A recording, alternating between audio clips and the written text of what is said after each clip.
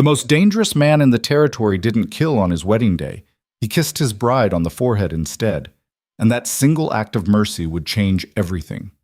In a world where debts were paid in blood and daughters, one terrifying mountain legend did the impossible. He bought a woman's freedom and then gave it back to her. But when the man who truly wanted to own her came riding up the mountain with vengeance in his eyes, Clara Whitfield had to make an impossible choice: run from the monster everyone feared or stand beside him. If you're ready to discover how a forced marriage became the greatest love story the frontier ever witnessed, stay with me until the end. And don't forget to hit that like button and drop a comment telling me what city you're watching from. I love seeing how far these stories travel across the world. The church bells of Red Hollow rang on a cold October morning, but they didn't sound like celebration. They sounded like a funeral toll. Every soul in town, all 342 people, had crammed themselves into the small wooden church on Main Street. They pressed shoulder to shoulder in the pews, lined the walls 3 deep, and crowded around the doorway until the overflow spilled onto the dirt road outside. Children sat on their fathers' shoulders. Old women clutched their shawls. Young men whispered behind their hands. They had all come to witness what most believed would be the last day of Clara Whitfield's freedom. At the front of the church, standing before an altar decorated with wildflowers that seemed cruelly inappropriate, Clara tried to keep her hands from shaking. She wore her mother's wedding dress, the only good thing her mother had left behind before dying of fever 6 years ago. The white lace hung loose on Clara's thin frame. She had lost weight in the past 3 weeks, ever since her father stumbled home drunk and told her what he had done. Beside her stood a man. No, not a man. A legend. A ghost story. A nightmare made flesh. Rowan Hale. Even his name made people cross themselves. For 15 years, stories about Rowan Hale had spread across the territory like wildfire. Some said he had killed 12 men in a saloon fight in Deadwood. Others claimed he once tracked a grizzly bear for 3 days through a blizzard and strangled it with his bare hands. There were whispers that he had been a soldier once, before something broke inside him and he vanished into the Granite Ridge Mountains for 7 years. The stories all agreed on one thing. Rowan Hale was the most dangerous man between the Missouri River and the Pacific Ocean. Clara had only seen him once before today, 3 weeks ago, when he walked into her father's house without knocking. She had been in the kitchen, washing dishes, when she heard her father's voice crack with fear in the front room. She had peered through the doorway and seen him, a tall man with shoulders like an ox, dark hair that fell past his collar, and a face carved from granite. He wore buckskin and carried a knife on his hip that looked big enough to field dress an elk.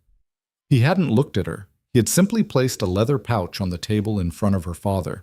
The pouch was heavy with coins. Clara could hear them clink. "That settles it," Rowan had said in a voice like distant thunder. "The debt, the interest, and the penalties. All of it." Her father had stared at the money with the desperate eyes of a drowning man watching a rope slip through his fingers. "And the girl?" her father had whispered. 3 weeks, Rowan had replied. "We marry in Red Hollow, legal and proper. Then I take her to my cabin." He had turned to leave, and for just one moment, his eyes had met Clara's through the doorway. They were gray eyes, the color of storm clouds over the mountains. But there had been something in them that confused her, something that wasn't cruelty or hunger or the cold possession she had expected. It had almost looked like sorrow. Then he was gone, and Clara's legs had given out. She had slid down the kitchen wall and sat on the floor, staring at nothing, while her father drank himself unconscious in the next room. Now, standing at the altar in front of the entire town, Clara forced herself to look at Rowan Hale again. He was even more frightening up close. He stood at least 6'3", maybe more, with hands that looked like they could crush bone. There was a scar that ran from his left eyebrow to his cheekbone, a mark from some old violence. He wore the cleanest clothes she had ever seen him in, dark trousers, a white shirt, and a leather vest that was worn but carefully maintained. He wasn't looking at her. He was staring straight ahead at Reverend Matthews, his jaw set like he was facing a firing squad instead of a wedding. The Reverend cleared his throat. He was a small man with kind eyes, and Clara knew he hated every second of this ceremony. But he had no choice. In Red Hollow, debts were sacred. The law said a man could sign over anything to settle what he owed: land, livestock, even family. Clara's father had gambled away their ranch, their savings, and finally, when he had nothing left, he had signed a paper putting his daughter up as collateral. The original debt had been owed to a man named Victor Crowley. Just thinking his name made Clara's stomach turn to ice. Victor Crowley owned half the territory. He owned the bank, the general store, the saloon, and the largest ranch for 100 miles. He owned the debts of nearly every farmer and small rancher in 3 counties, and everyone knew that when Crowley came to collect, he took everything, sometimes including the women. There were stories about the girls who had gone to work in Crowley's house. Some of those stories ended with those girls disappearing entirely. Clara had been waiting for Crowley to come for her. She had been preparing herself for that particular nightmare. But then Rowan Hale had walked into her father's house with a bag of gold and bought her debt first. She didn't know which fate was worse. "Dearly beloved," Reverend Matthews began, his voice shaking slightly, "we are gathered here today." "Skip to the vows, preacher," Rowan interrupted quietly. His voice wasn't loud, but it cut through the church like an axe through kindling. "Everyone knows why we're here. Let's not pretend this is something it's not." A murmur rippled through the crowd. Reverend Matthews flushed red, but he nodded. "Very well," he said.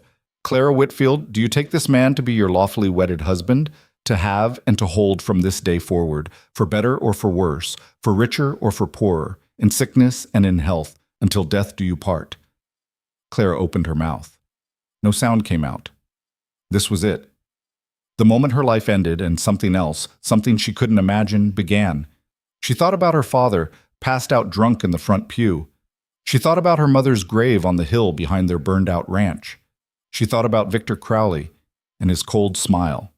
And she thought about the look in Rowan Hale's gray eyes 3 weeks ago, that strange, sad thing she had seen there. "I do," she whispered. The words felt like surrender. Reverend Matthews turned to Rowan. "And do you, Rowan Hale, take this woman to be your lawfully wedded wife, to have and to hold from this day forward, for better or for worse, for richer or for poorer, in sickness and in health, until death do you part?" "I do," Rowan said. His voice was steady, final. "Then by the power vested in me by the territory of Montana," Reverend Matthews said quickly, "I now pronounce you man and wife. You may kiss—" But before he could finish, Rowan turned to Clara. She braced herself. She had heard stories about men like him, violent men who took what they wanted without mercy. She expected him to grab her, to claim her in front of everyone like a prize he had won.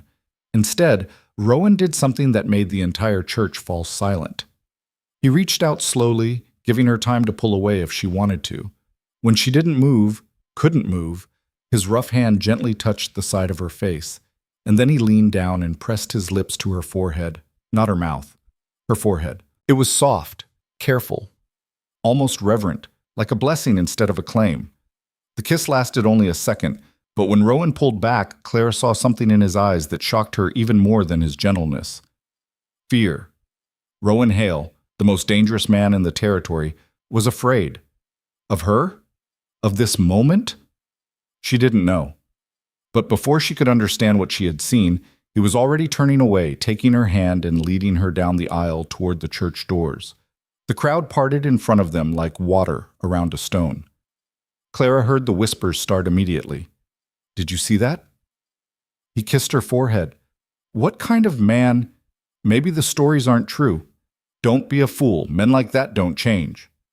Outside the church, a wagon waited.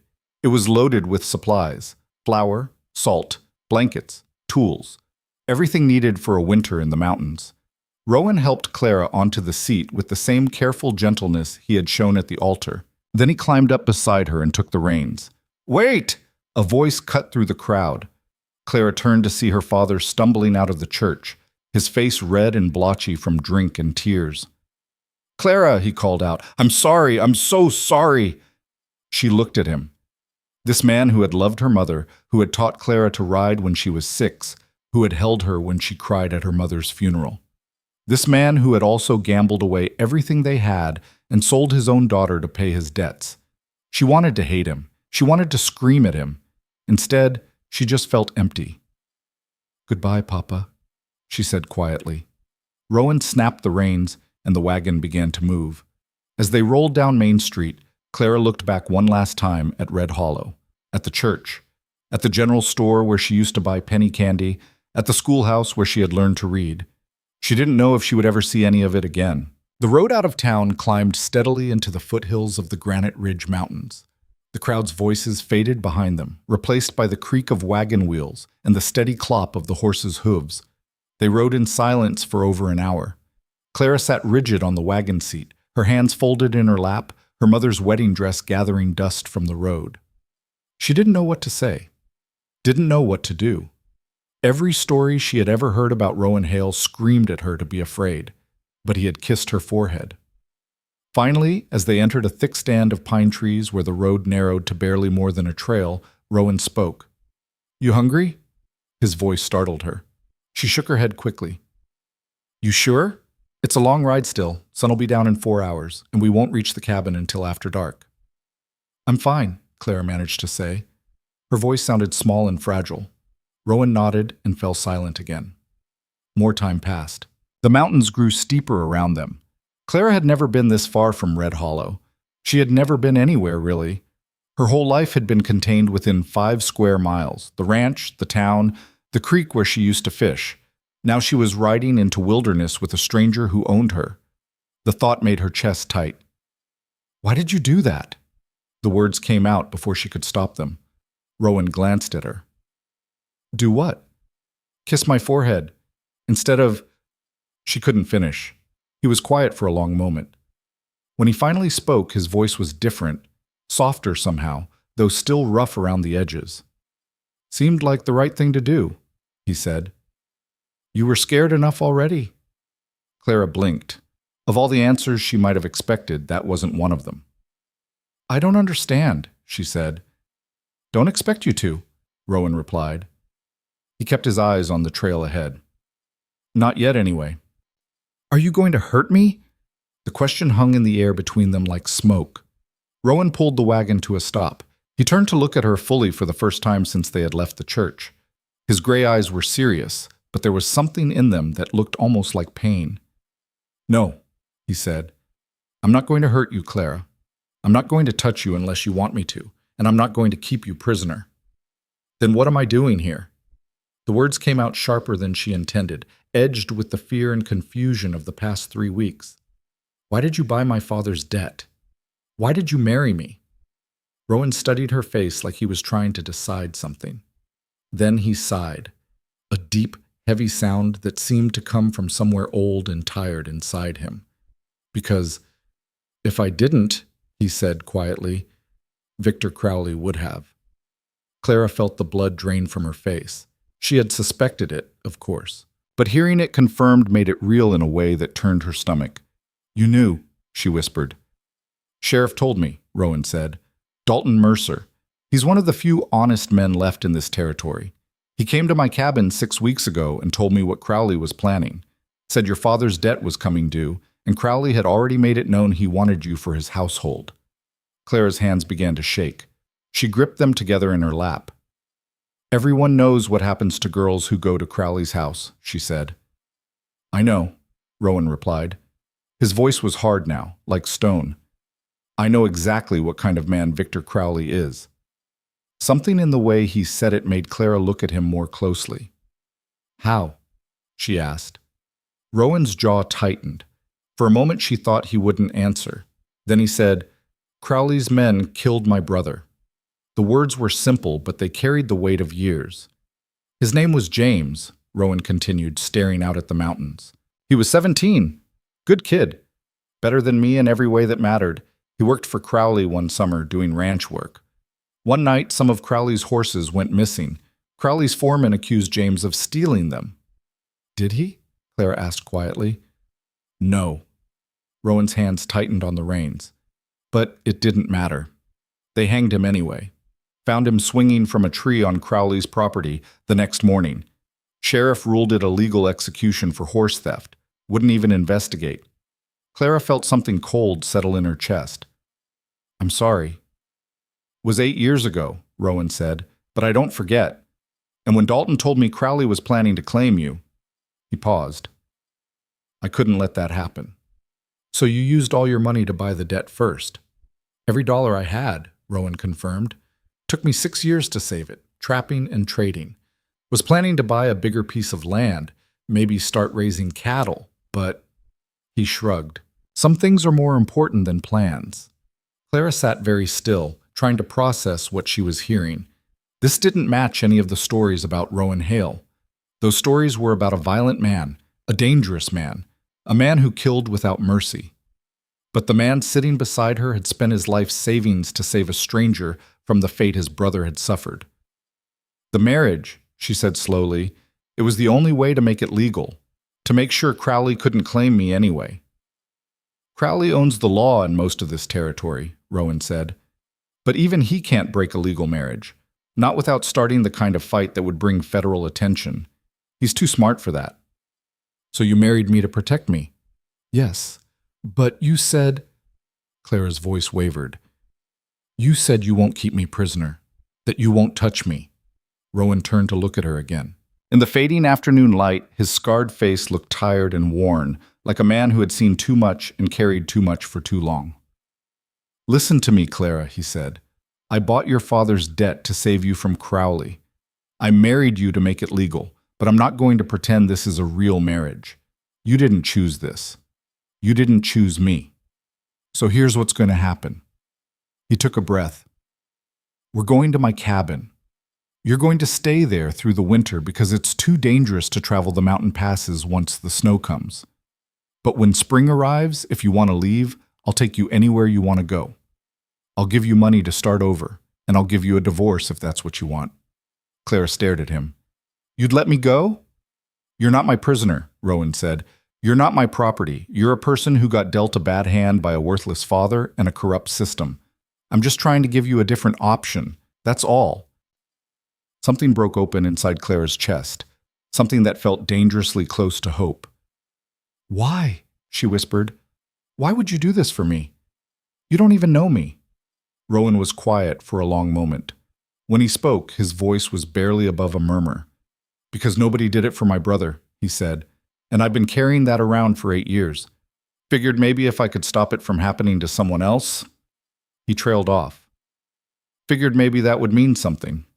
The sun was sinking toward the western peaks, painting the sky in shades of orange and gold. Somewhere in the distance, a hawk cried out. Clara realized she was crying.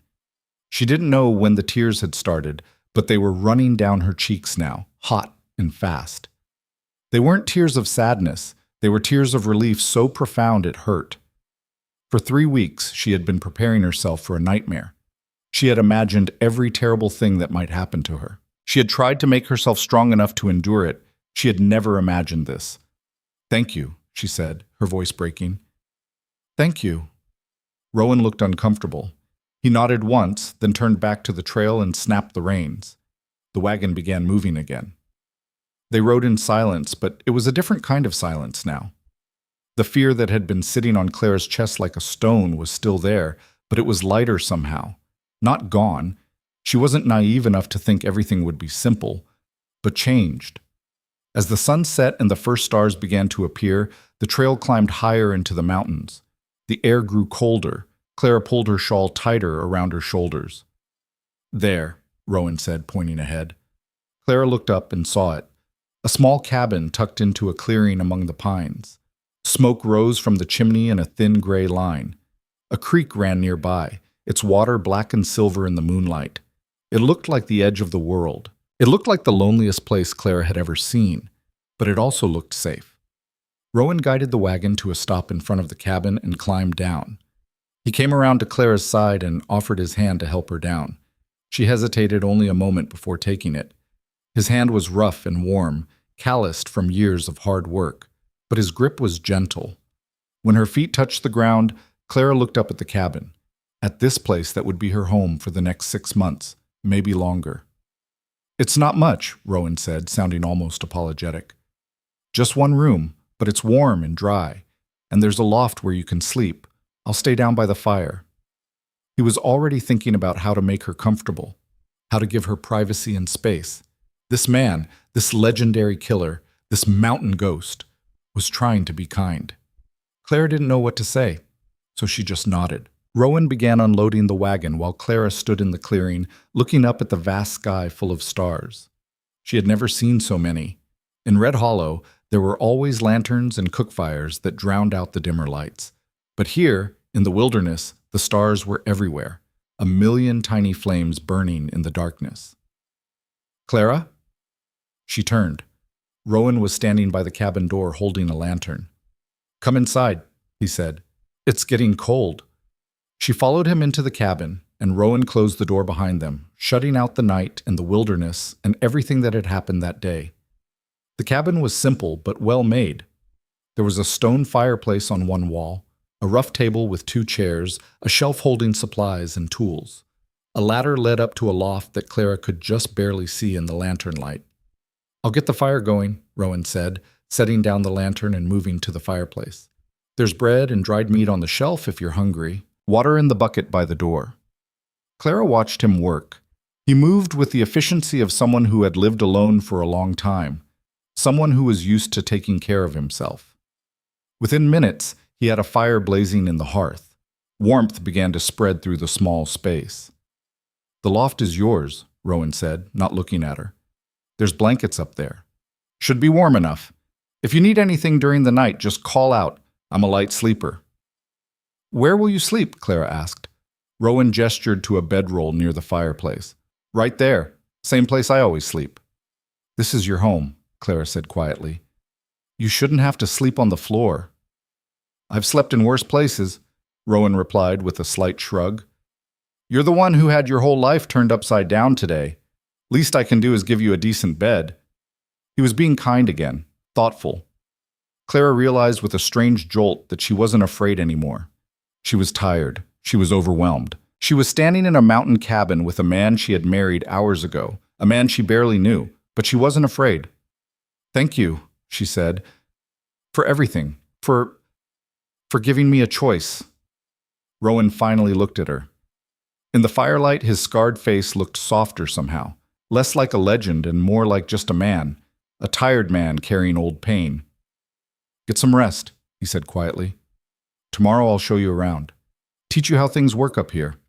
Winter's coming fast and there's a lot to learn." Clara nodded. She climbed the ladder to the loft, moving carefully in her wedding dress. The loft was small but cozy, with a mattress stuffed with pine needles and several thick wool blankets.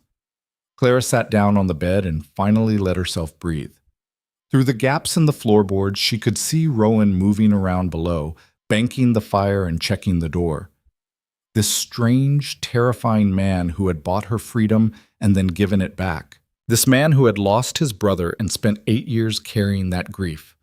This man who was trying, in his rough and simple way, to do something good. Clara lay down on the bed, still wearing her mother's wedding dress, and closed her eyes.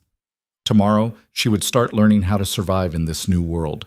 She would start understanding what her life might become.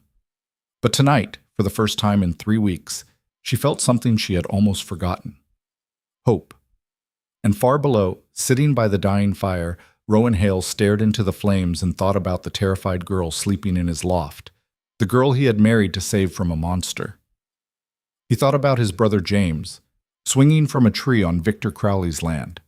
He thought about the choice he had made, spending everything he owned to stop history from repeating itself. And he wondered if maybe, just maybe, he had done something that mattered. Outside, the mountain wind picked up, rattling the cabin shutters. Winter was coming.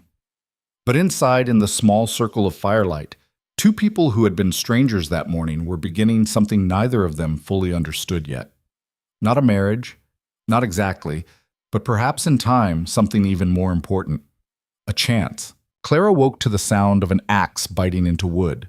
For a confused moment, she didn't know where she was. The ceiling above her was rough timber, not the whitewashed boards of her bedroom at the ranch. The air smelled of pine smoke and leather instead of her mother's lavender sachets. Then everything came rushing back. The wedding, the wagon ride, the mountain cabin. Rowan's gray eyes telling her she could leave in the spring if she wanted. She sat up quickly, still wearing her mother's wedding dress, now wrinkled and dusty from the journey. Through the gaps in the loft floorboards, she could see the main room below. The fire had been rebuilt, and morning light streamed through the cabin's single window. The rhythmic chopping continued outside. Clara climbed down the ladder, her legs stiff from the long wagon ride. She smoothed her dress as best she could and moved to the window. Rowan was in the clearing, working without his shirt despite the cold morning air. His skin was marked with old scars, some thin and white, others darker and more recent. Each one told a story of violence, or survival, or both. His muscles moved like corded rope as he swung the axe, splitting logs with mechanical precision. Clara watched for a moment, unsure what to do. Should she go outside? Should she wait inside? The rules of this strange arrangement were unclear. The decision was made for her when Rowan looked up and saw her in the window. He set down the axe and reached for his shirt, pulling it on as he walked toward the cabin. When he opened the door, Clara stepped back quickly. "Morning," Rowan said. His voice was quiet, like he was trying not to startle her. "There's coffee on the fire, beans and bacon in the pan if you're hungry." "Thank you," Clara said. She moved to the fireplace and saw the small pot of coffee and the cast-iron skillet. The food was still warm. "I'll be working outside most of the day," Rowan continued, staying near the door. "Got firewood to split and stack before the first snow. Creek needs checking, sometimes branches fall and dam it up. And there's game to hunt before everything goes to ground for winter." Clara nodded, spooning beans onto a tin plate. "What should I do?" Rowan seemed surprised by the question. "Whatever you want. Rest, mostly. You had a long day yesterday." "I can't just sit here doing nothing," Clara said. The thought made her uncomfortable. She had worked every day of her life, cooking, cleaning, tending animals, mending clothes. Idleness felt wrong. "Can you sew?" Rowan asked. "Yes." "Then there's a basket of mending by the bed if you want it. Shirts and trousers that need patching, but you don't have to—" "I'll do it," Clara said quickly. She needed something to occupy her hands, her mind, something normal in this strange new world. Rowan studied her for a moment, then nodded. "All right. I'll be close if you need anything." He left, closing the door gently behind him. Clara ate her breakfast slowly, listening to the axe resume its steady rhythm outside. The beans were simple, but well-seasoned. The coffee was strong and black. Everything in the cabin was rough and utilitarian, but it was clean and well-maintained.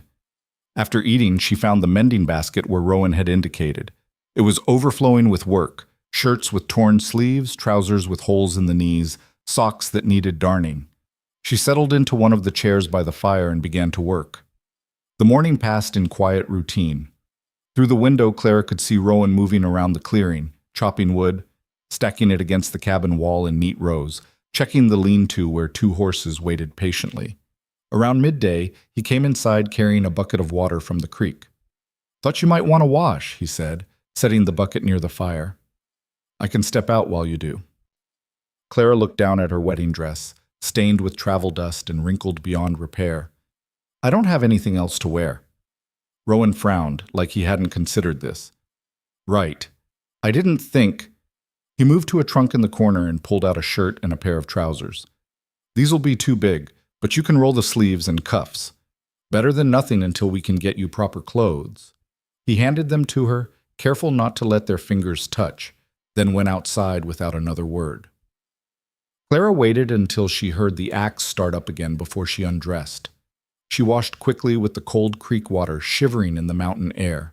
Rowan's clothes were indeed too large. She had to roll the sleeves 3 times and tie the trousers with a length of rope to keep them from falling down. But they were clean and warm, and wearing them felt strangely liberating. She had spent her whole life in dresses and skirts. Moving freely in trousers was a revelation. She hung her mother's wedding dress carefully on a peg, smoothing the fabric one last time. Then she went back to her mending. When Rowan came in for the evening meal, he stopped in the doorway and blinked at her. "What?" Clara asked, suddenly self-conscious. "Nothing," he said quickly. "Just, you look different." "Is it wrong? Should I not wear—" "No," Rowan interrupted.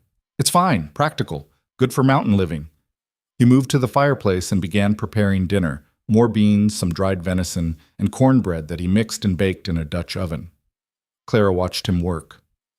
"Where did you learn to cook?" "Army," Rowan said without looking up. "Served 5 years on the frontier. Had to learn or starve." "Is that where you got the scars?" His hand stilled for just a moment. Then he continued mixing the cornbread. Some of them. Clara sensed she had touched something raw. She went back to her sewing, letting the silence settle between them again. They ate dinner without much conversation. Rowan seemed more comfortable with silence than words, and Clara was still trying to understand the boundaries of this arrangement. After the meal was cleared, Rowan banked the fire and gestured to the loft. "You should get some sleep," he said. "Tomorrow I'll show you around the property. Teach you where things are in case you ever need them." "In case of what?" Clara asked. "In case I'm not here," Rowan said simply. "If I'm hunting or checking trap lines and something happens, storm comes in, creek floods, anything, you need to know how to take care of yourself." The practicality of it made sense, but it also revealed something about how Rowan thought. He wasn't planning to keep her dependent on him. He was preparing her to survive. Clara climbed to the loft, and Rowan settled by the fire with his bedroll. The pattern continued for 3 days. Each morning, Clara woke to the sound of Rowan already working. Each day, she found small tasks to occupy herself: mending clothes, organizing supplies, learning the layout of the cabin. Each evening, they ate simple meals in companionable silence, and slowly, almost imperceptibly, Clara began to relax. Rowan was careful never to crowd her, never to make her uncomfortable. He moved around the cabin like he was trying to take up as little space as possible, always asking before entering if she was inside, always giving her privacy when she needed it. He was, Clara realized, trying very hard to be safe. On the 4th morning, she woke to find Rowan waiting by the door, a rifle in his hands. "Ready for that tour?" he asked. Clara climbed down from the loft and nodded. Outside, the mountain air was crisp and cold.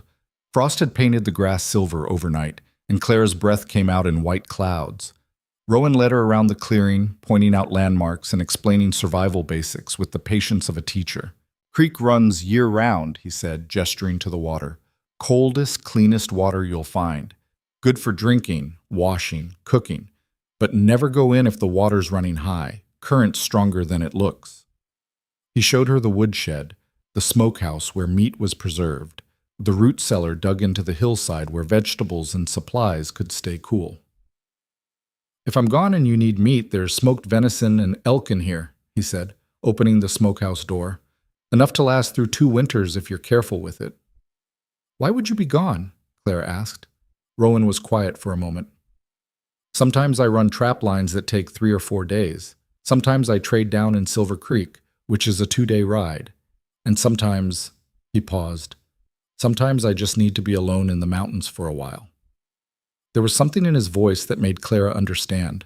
Whatever darkness Rowan carried inside him, sometimes he needed distance from other people to manage it. "I understand," she said quietly. He looked at her with surprise, like he hadn't expected that response.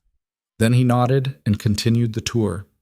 He taught her how to read the weather by watching the clouds over the peaks, how to tell if animals had been near the cabin by checking for tracks, how to bank a fire so it would last through the night without burning too much wood. "You're teaching me to survive without you," Clara observed. "I'm teaching you to survive, period," Rowan corrected. "Mountains don't care whether you're alone or with someone. They'll kill you just the same if you're not careful." His bluntness should have been frightening, but Clara found it oddly reassuring. He wasn't sugarcoating the danger. He was treating her like someone capable of learning and adapting. By midday, they had circled back to the cabin. Rowan started preparing a simple lunch while Clara warmed herself by the fire. "Can I ask you something?" she said. Rowan glanced at her. "Go ahead." "Why do people tell such terrible stories about you?" His hand stilled on the knife he was using to slice bread. For a long moment, he didn't answer. Then he said, "Because some of them are true." Clara waited. "I've killed men," Rowan said quietly. "Not as many as the stories say, but enough. Most of them were trying to kill me first. A few deserved it for other reasons." He set down the knife and looked at her directly. "I'm not a good man, Clara. I've done things I'm not proud of. Things that keep me awake at night." "Like what?" Clara asked, though part of her wasn't sure she wanted to know. Rowan leaned against the table, his expression distant. "After my brother died, I spent 2 years trying to find proof that Crowley ordered it. I tracked down every man who worked for him that summer. Some of them talked. Some of them didn't." He paused. The ones who didn't talk, I made sure they couldn't hurt anyone else. You killed them, Clara said. It wasn't a question. 3 of them, Rowan confirmed. The men who actually put the noose around James's neck, found them one by one, made sure they knew why they were dying. His jaw tightened. Then I realized something. What? That it didn't bring James back, didn't make the pain stop, didn't change anything except adding more ghosts to the ones already following me. He looked at his hands like he could still see blood on them. So I came up here, built this cabin, tried to find some kind of peace in the wilderness. Clara absorbed this slowly. The man standing in front of her had killed 3 men in revenge. The stories hadn't lied about that. But he had also stopped. He had walked away from the violence and tried to build something different. Does it work? She asked. The peace? Sometimes, Rowan said. When I'm cutting firewood or checking trap lines or watching the sun come up over the peaks, sometimes I can feel it. Like maybe I'm more than just the worst things I've done. He met her eyes. And then I go into town and see the way people look at me, and I remember what I am. What are you? Clara asked softly. A killer trying to pretend he's just a trapper, Rowan said. A man with too much blood on his hands trying to figure out if there's any way to wash it off. The honesty in his voice struck something deep in Clara's chest. This wasn't the legendary mountain man of the stories. This was just a person, scarred and broken, and trying desperately to be better than his past. I don't think you're pretending, Clara said. Rowan looked at her sharply. What? You spent everything you had to save a stranger. You married me to protect me, then told me I could leave. You're teaching me how to survive on my own instead of keeping me dependent. Clara took a breath. A killer wouldn't do those things, but someone trying to be good would. Something shifted in Rowan's expression, a crack in the armor he wore. For just a moment, he looked vulnerable. Young, even, despite the gray in his hair and the scars on his face. Maybe, he said quietly. Then he turned back to preparing lunch, but Clara saw his hands were shaking slightly. They ate in silence, but it felt different now. Less like 2 strangers occupying the same space, and more like 2 people beginning to see each other clearly. That afternoon, Clara was mending another shirt when she heard Rowan curse outside. She went to the window and saw him standing by the woodshed, cradling his left hand. She rushed outside. What happened? Axe slipped, Rowan said through gritted teeth. Blood was running between his fingers. Caught my palm. It's not deep, just... Let me see, Clara said, reaching for his hand. Rowan pulled back instinctively. I can handle it. I know you can, Clara said firmly, but you don't have to. Let me help. He hesitated, then slowly extended his hand. The cut ran across his palm, angry and red, but not deep enough to need stitching. Clara led him back to the cabin and made him sit while she heated water and found clean cloth. This is going to sting, she warned, cleaning the wound with hot water. Rowan didn't flinch. He just watched her work with an expression she couldn't quite read. Clara wrapped his hand carefully, tying the bandage tight enough to hold, but not so tight it would cut off circulation. Her mother had taught her basic wound care years ago. There, she said, sitting back. Keep it clean and dry. Change the bandage tomorrow. Thank you, Rowan said. He was still looking at her with that strange expression. What? Clara asked. Nothing, he said. Just, most people don't want to touch me, even for something like this. That's foolish, Claire said. You're just a person. Am I? Rowan asked. There was something almost wistful in his voice. Yes, Claire said firmly. A person who happens to be terrible at chopping wood when he's distracted. A sound escaped Rowan's throat, something between a cough and a laugh. Clara realized with shock that it might have been the first time she had heard anything close to laughter from him. Fair point, he said, flexing his bandaged hand carefully. The days continued to pass, and the weather grew colder. One morning, Clara woke to find the world transformed. Snow had fallen during the night, covering everything in white silence. She climbed down from the loft to find Rowan already awake, staring out the window at the changed landscape. First snow, he said. Winter's here. We won't be leaving this mountain until spring now. Clara joined him at the window. The clearing looked like something from a storybook. Pure white drifts, dark pines, heavy with snow, the creek still running black against all that white. It was beautiful. It was also isolating. She was truly cut off from the world now, alone with this man she barely knew. But strangely, the thought didn't frighten her as much as it should have. "I need to check the trap lines," Rowan said. "Make sure nothing got caught before the snow. I'll be gone most of the day." "Can I come with you?" The words were out before Clara had fully thought them through. Rowan turned to her in surprise. "It's a hard walk, cold, and if something's in the traps, it won't be pleasant to see." "I'd rather learn," Clara said. "You said I need to know how to survive up here. This is part of it, isn't it?" Rowan studied her for a long moment. Then he nodded slowly. "All right. Bundle up warm. We leave in 20 minutes. They set out into the snow-covered wilderness, Rowan leading the way along paths only he could see. Clara followed in his footsteps, literally, placing her boots in the tracks he left in the snow. He had been right. It was hard walking. The snow was deeper than it looked, and the cold cut through her borrowed clothes. But Clara gritted her teeth and kept pace. Rowan checked each trap carefully, explaining what he was looking for and how to set them. 2 had caught rabbits, which he dispatched quickly and efficiently. Clara looked away, but forced herself to look back. This was the reality of mountain survival. At the 4th trap, they found something else. A fox, caught by its leg, still alive but exhausted from struggling. It watched them approach with wild, terrified eyes. "Trap was meant for rabbits," Rowan said quietly. "Fox must have been desperate to go for such small bait." He raised his rifle. "Wait," Clara said. "Can't we let it go?" Rowan looked at her. "Pelt's worth money, and fox meat can stretch our supplies." "But it's not what you were hunting for," Clara argued. "And its leg might not be too damaged. It could survive if we let it go." "Might survive," Rowan corrected. "Or it might die slow from infection or predators. Quick death is kinder." Clara knew he was probably right. But something about the fox's eyes, that wild, desperate will to live, struck her deeply. "Please," she said. Rowan looked at the fox, then at Clara, then back at the fox. Finally he sighed and lowered the rifle. "All right," he said. "But you're going to help me release it, and if it bites you, that's on you." Together they carefully approached the trap. The fox struggled weakly, but Rowan moved with calm confidence.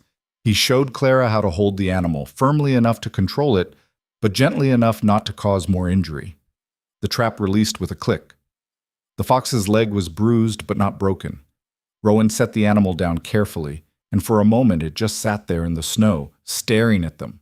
Then it bolted, disappearing into the trees in a flash of red fur. Clara felt something warm bloom in her chest. "Thank you." "You cost me a good pelt," Rowan said, but there was no anger in his voice. If anything, he sounded almost amused. "Getting soft in my old age." "You're not old," Clara said. 32, Rowan replied. "That's old out here." "My mother always said a person's age isn't counted in years. It's counted in what they've survived." "Then I'm ancient," Rowan said dryly. They walked back toward the cabin, the afternoon sun making the snow sparkle like diamonds. Clara's feet were cold and her legs ached, but she felt strangely satisfied. "Can I ask you something else?" she said. "Seems to be your habit," Rowan replied, but there was no bite to it. "Why did Sheriff Mercer warn you about my situation? Why does he trust you if everyone else in the territory fears you?" Rowan was quiet for several steps. Then he said, "Dalton and I served together. Different units, but same campaign. We were pinned down outside a fort for 3 days. He took a bullet in the leg, got infected. Should have died. But he didn't. I carried him 15 miles through hostile territory to find a doctor," Rowan said. "Took 4 days, thought he'd die the whole time, but he was too stubborn." He smiled slightly at the memory. "When we finally made it, he told me he owed me his life. I told him he didn't owe me anything, but he's the kind of man who doesn't forget a debt. So when he heard about my situation, he knew I'd understand," Rowan finished. "He knew what Crowley had done to my brother, and he knew I was one of the few men in the territory who had enough money saved and enough reason to act." Clara thought about this as they walked. "Do you think Crowley knows? That you married me to stop him?" "He knows," Rowan said flatly. "Dalton said Crowley was at the general store when news of our wedding reached town. Apparently he went pale as death, then locked himself in his office for 2 hours. He paused. A man like Crowley doesn't forget being outmaneuvered. He'll be angry, and angry men make mistakes. Is he dangerous? Clara asked. Very, Rowan said, but he's also smart. He won't move against us directly. Not yet. Not when Dalton's watching him and federal marshals sometimes pass through. But he'll be looking for an opportunity. Fear prickled down Clara's spine. What kind of opportunity? Don't know, Rowan admitted, but we'll be ready when it comes. They reached the cabin as the sun was setting, painting the snow-covered mountains in shades of pink and gold. Rowan started preparing dinner while Clara warmed herself by the fire. Thank you for taking me today, she said, for teaching me. You did well, Rowan said. Better than I expected for someone who's never walked a trapline before. The compliment was simple, but it warmed Clara more than the fire did. That night, as she lay in the loft listening to Rowan settle by the fire below, Clara realized something had shifted. The cabin no longer felt like a prison or even just a shelter. It was starting to feel like home. And the man sleeping by the fire below, the legendary killer, the mountain ghost, the man who had saved her from a monster, was starting to feel like something more than a stranger. She wasn't sure what that meant yet, but for the first time since her father had sold her to pay his debts, Clara felt like maybe, just maybe, her future held more than just survival. Maybe it held the possibility of something good. The possibility of something good lasted exactly 3 weeks. Clara woke one morning to an unusual sound, silence. The rhythmic chopping of wood that normally greeted each dawn was absent. So was the crackle of the fire being rebuilt, the quiet clink of the coffee pot, all the small sounds that had become her morning routine. She climbed down from the loft and found the cabin empty. The fire had burned down to embers, and fresh snow had blown in under the door during the night, creating a small white drift on the floor. Rowan's rifle was gone from its place by the door. So was his heavy coat. Clara's heart began to beat faster. She moved to the window and looked out at the clearing. The world was white and still. More snow had fallen overnight, at least a foot of it, covering Rowan's tracks from the previous day. The morning sun was just beginning to touch the eastern peaks, painting them gold against a sky so blue it hurt to look at. But there was no sign of Rowan. Clara tried to calm the rising panic in her chest. He had probably just gone hunting early, or maybe checking trap lines. He did that sometimes, leaving before dawn to make the most of the daylight hours. But he always left the fire burning, always left coffee ready, always made some small preparation that showed he had thought of her before leaving. This felt different. Clara rebuilt the fire with shaking hands, then made herself eat a small breakfast she didn't taste. She kept glancing at the door, expecting it to open any moment with Rowan stamping snow off his boots and apologizing for worrying her. An hour passed. Then 2. By mid-morning, Clara's worry had transformed into genuine fear. She pulled on the warmest clothes she could find, Rowan's spare coat, which hung to her knees, and the boots he had traded for in Silver Creek that actually fit her feet. She was just reaching for the door when she heard it. Horses. Multiple horses moving fast through the snow. Clara's blood turned to ice. She knew that sound. She had heard it once before, weeks ago, when riders had come to her father's ranch to collect debts. She ran to the window and looked out. 4 men on horseback were climbing the trail toward the cabin, pushing their mounts hard through the deep snow. Even from a distance, Clara could see the quality of their horses, the shine of their tack. These weren't trappers or traders. These were wealthy men, powerful men. And leading them, riding a black stallion that must have cost more than most families earned in a year, was Victor Crowley. Clara recognized him from his occasional visits to Red Hollow. He was a handsome man in his early 40s, with silver threading through his dark hair and the kind of smile that never reached his eyes. He wore a long coat trimmed with fur and leather gloves that probably cost more than her father's entire debt. Behind him rode 3 of his men, hard-faced ranch hands with gun belts and the cold eyes of people who had done terrible things for money. Clara's mind raced. Rowan wasn't here. She was alone. The nearest help was Sheriff Mercer in Red Hollow, 2 days' ride away through mountain passes now choked with snow. She looked around the cabin desperately, searching for something, anything that could help. Her eyes landed on the loaded shotgun Rowan kept above the door. She had never fired a gun in her life. Her hands were reaching for it anyway when the horses pulled to a stop outside. "Clara Whitfield!" Crowley's voice rang out across the clearing, smooth and cultured. "I know you're in there. Come out and let's talk like civilized people." Clara's hands closed around the shotgun. It was heavier than she expected, cold metal that seemed to burn her palms. "I have nothing to say to you, Mr. Crowley," she called back, trying to keep her voice steady. She heard Crowley laugh, a warm, friendly sound that made her skin crawl. "Now that's not very neighborly," he said.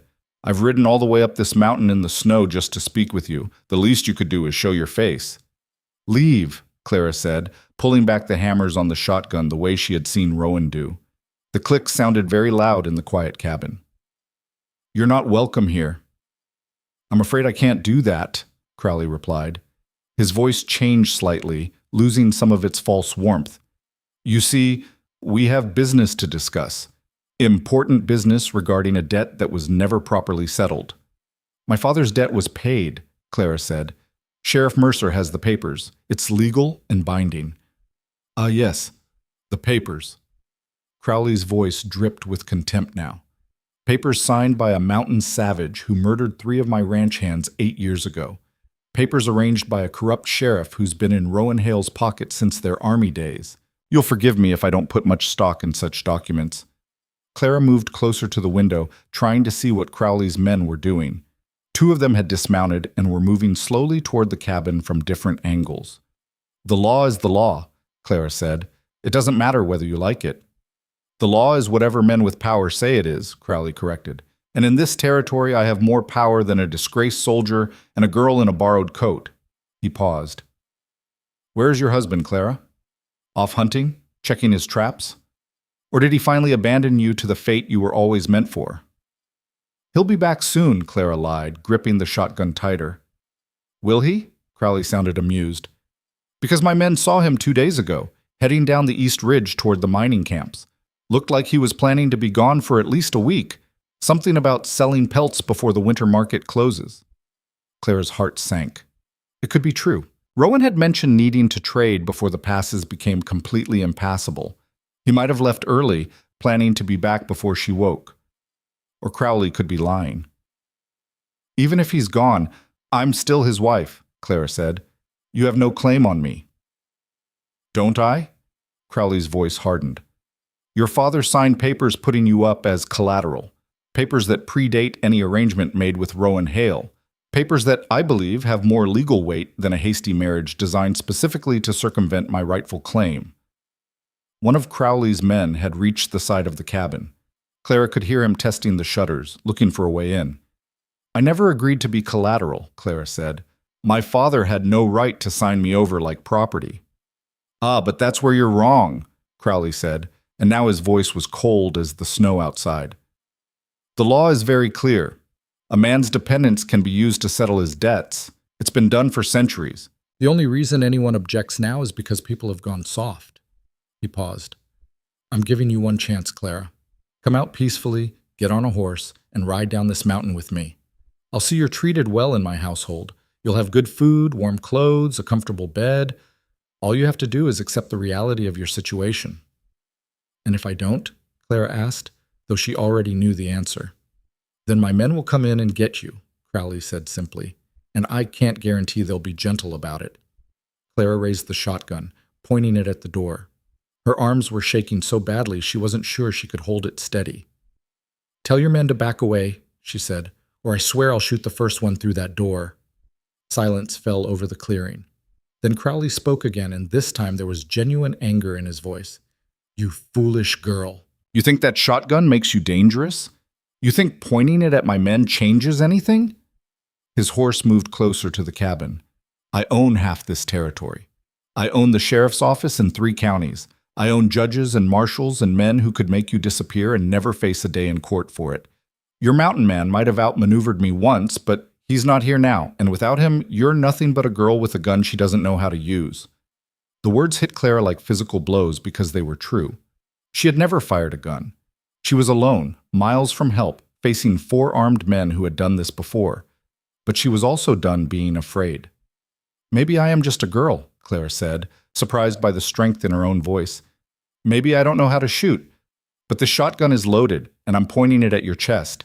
Even if I don't know what I'm doing, at this range, I'll hit something. Are you willing to bet your life that I won't pull this trigger?" Another silence, longer this time. Then Crowley laughed, a real laugh, full of genuine surprise. "Well," he said, "maybe Rowan Hale chose better than I thought. You've got spine, girl. I'll give you that." "I'm not going with you," Clara said. "Not today, not ever." "We'll see about that," Crowley replied. "Boys, the door, if you please." Clara's finger tightened on the trigger as heavy boots thundered across the porch. The door shook as someone tested it. The latch held. Rowan had built it strong, but it wouldn't last long against determined men. Clara aimed the shotgun at the door, her heart hammering so hard she thought it might break her ribs. She had one shot, maybe two if she could reload fast enough, against 4 men. She was going to die here, or worse. The door shook again, harder this time. Wood splintered around the hinges. Clara took a breath, steadied her shaking arms, and prepared to fire. And then she heard something that made hope flare in her chest like a match in darkness. A wolf howl, long and eerie, echoing across the mountains. Except it wasn't a wolf. The men outside heard it too. The assault on the door stopped. "What the hell was that?" one of them said. "Wolf," Crowley said dismissively. "Keep going." But Clara knew better. Rowan had taught her the difference between a real wolf howl and the signal trappers used to communicate across distances. She had heard him practice it during their trapline walks. That wasn't a wolf. That was Rowan. And he was close. The howl came again, closer this time. And now there was an answer, another howl from a different direction. Crowley's men were getting nervous. Clara could hear them shifting, moving away from the cabin. "It's just animals," Crowley snapped. "Get that door open." But before his men could move, a rifle shot cracked across the clearing. Not aimed at anyone, the bullet kicked up snow 10 feet in front of the horses, making them rear and dance nervously. "Next one won't miss," a voice called out from the trees. Rowan's voice, cold and hard as iron. "Get away from my cabin!" Clara's knees nearly gave out with relief. Crowley wheeled his horse toward the trees, his hand dropping to the pistol at his hip. "Rowan Hale, I was wondering when you'd show yourself." "I've been here the whole time," Rowan said. Clara still couldn't see him, but his voice seemed to come from everywhere at once. "Watching you threaten my wife. Listening to you try to break into my home." Another rifle shot, this one hitting even closer to the horses. "I suggest you leave, now." "Or what?" Crowley demanded. "You'll shoot me? In front of witnesses? That would be murder, Hale. Even you can't get away with that." "Won't be murder if you're trespassing," Rowan said. "Mountain law is clear. A man has the right to defend his property." "This isn't your property," Crowley shot back. "This land belongs to the territorial government. You're just squatting here." "Filed the claim 6 years ago," Rowan replied. "Have the papers to prove it. Sheriff Mercer witnessed the filing himself." A pause. "But we both know this isn't about land rights or debt papers or legal claims. This is about you being angry that someone finally said no to you." Crowley's face flushed red. "You humiliated me. You took what was rightfully mine." "She was never yours," Rowan interrupted, and now there was something dangerous in his voice. "She's a person, not property, and she chose to stay with me." "She had no choice," Crowley shouted. "You bought her like a slave." "And then I gave her freedom," Rowan said quietly. "Something you never would have done."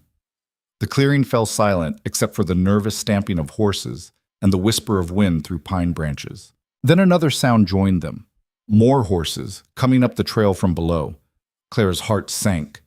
Had Crowley brought reinforcements? But Crowley looked as surprised as she felt. He turned in his saddle, staring down the trail. 5 riders emerged from the trees, and leading them was Sheriff Dalton Mercer. Clara recognized him from his occasional visits to Red Hollow, a lean man in his 50s with iron-gray hair and sharp eyes that missed nothing. He wore a star on his chest and carried himself with the quiet confidence of someone who had survived too many fights to fear another one. Behind him rode 4 deputized men, all armed with rifles. "Mr. Crowley," Mercer said pleasantly as he guided his horse into the clearing. "Fancy meeting you all the way up here in the mountains. Long way from your ranch." Crowley's jaw tightened. "This is none of your concern, Sheriff." "See, that's where you're wrong," Mercer replied. He pulled a folded paper from his coat. I have here a legal complaint filed by Rowan Hale regarding harassment and attempted kidnapping. Seems his wife has been receiving threats. And now here you are, at his cabin, with armed men, trying to break down his door." He smiled, but it didn't reach his eyes. "That looks an awful lot like attempted kidnapping to me." "I have legal claim to the girl," Crowley insisted. "Her father's debt was paid in full," Mercer interrupted. "I witnessed the transaction myself. Saw the money change hands, saw the debt papers marked as settled. Everything legal and proper." He leaned forward in his saddle. "What you have, Mr. Crowley, is an old grudge and a bad temper, neither of which gives you the right to terrorize a woman in her own home." "This is persecution," Crowley said, his voice shaking with rage. "You and Hale have conspired against me from the beginning." "Careful," Mercer said softly. "Accusing a lawman of conspiracy is a serious charge. You'd best have proof before you start making claims like that."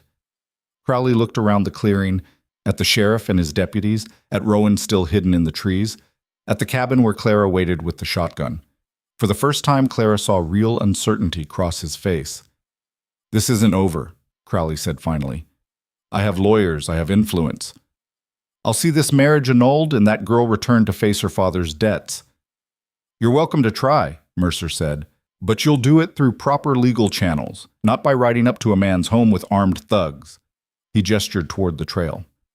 "Now I suggest you and your men head back down this mountain before I decide to arrest you for trespassing and attempted assault." For a long moment, Crowley didn't move. His hand hovered near his pistol, and Clara saw the calculation in his eyes, wondering if he could draw and fire before the sheriff's deputies cut him down. Then the moment passed. Crowley's hand moved away from his weapon. "Let's go," he said to his men, his voice tight with suppressed fury. But as he turned his horse toward the trail, he looked directly at the cabin window where Clara stood. "This isn't finished, girl," he called out. "You can hide behind your mountain man and your corrupt sheriff all you want, but eventually they'll make a mistake. They'll let their guard down. And when they do, I'll be waiting." "Mr. Crowley," Mercer said, his voice hard as granite. That sounded an awful lot like a threat. Crowley smiled, a cold, calculating expression that made Clara's skin crawl. "Just a statement of fact, Sheriff," he said. "Just a reminder that the law has a long memory, and so do I." Then he spurred his horse and rode down the trail, his men following close behind. The sound of hooves faded into the distance, leaving only silence in the clearing. Mercer dismounted and walked to the tree line. "You can come out now, Rowan." Rowan emerged from the pines, his rifle still in his hands. He looked tired and grim, with snow clinging to his clothes and dark circles under his eyes. Clara threw open the cabin door and ran across the clearing before she could think about what she was doing. "I thought you were gone," she said breathlessly. "I woke up and you weren't here, and then Crowley came and I didn't know what to do." "I know," Rowan said quietly. "I'm sorry I scared you." "What happened? Why did you leave without telling me?" "Because I didn't leave," Rowan said. He gestured to a spot in the trees about 50 yards from the cabin. "I've been watching the trails for 3 days. Had a feeling Crowley might try something once the snow made the passes harder to navigate." He looked at Mercer. "Sent word to Dalton as soon as I saw Crowley's men heading this way." "Got your message yesterday evening," Mercer confirmed. "Rode through the night to get here." He looked between Rowan and Clara. "Cutting it a bit close, weren't you?" "Had to let him make his move," Rowan said. "Had to have witnesses see him try to break into the cabin. Otherwise, it's just my word against his." Clara realized what Rowan had done. He had used her as bait. "You knew he was coming," she said slowly. "You knew, and you let me wake up alone and terrified because you needed him to actually try something." Rowan met her eyes. "Yes." The simple honesty of it somehow made it worse. "I had a shotgun pointed at the door," Clara said, her voice rising. "I was ready to shoot Crowley's men. I could have killed someone. I could have been killed." "I know," Rowan said, "and I'm sorry. But I was in the trees the whole time with a clear line of sight. If any of Crowley's men had actually made it through that door, they'd be dead now." His jaw tightened.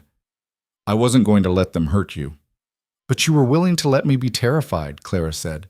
"Yes," Rowan said again, "because fear is better than death. And we needed Crowley to show his hand in front of witnesses. Now Dalton has grounds to watch him, to restrict his movements. We bought ourselves time. Clara wanted to be angry. She wanted to rage at Rowan for using her, for leaving her alone to face Crowley, for making decisions without telling her. But she also understood the cold logic of it. Rowan had been right. They needed proof of Crowley's intentions. They needed witnesses to his threats. And he had protected her the whole time, even if she hadn't known it. "Don't do that again," she said finally. "Don't leave me in the dark. If we're in this together, then we're in it together. No more secrets." Something shifted in Rowan's expression. Surprise, maybe, or respect. "All right," he said, "no more secrets." Mercer cleared his throat. "Hate to interrupt, but we should talk about what happens next. Crowley's not going to give up just because he got embarrassed today." They went inside the cabin, and Mercer's deputies stayed outside to watch the trails. Clara made coffee while Rowan and the sheriff talked strategy. "Crowley's got lawyers working on getting the marriage annulled," Mercer said. "Claims it was done under duress, that you coerced Clara into it." "That's ridiculous," Clara said sharply. "Nobody coerced me." "I know that," Mercer replied.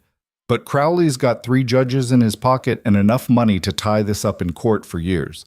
He's also been spreading rumors in Red Hollow, saying Rowan kidnapped you, that you're being held against your will up here." "That's a lie," Clara said. "Course it is," Mercer agreed. "But lies don't have to be true to be effective. Crowley's building a narrative.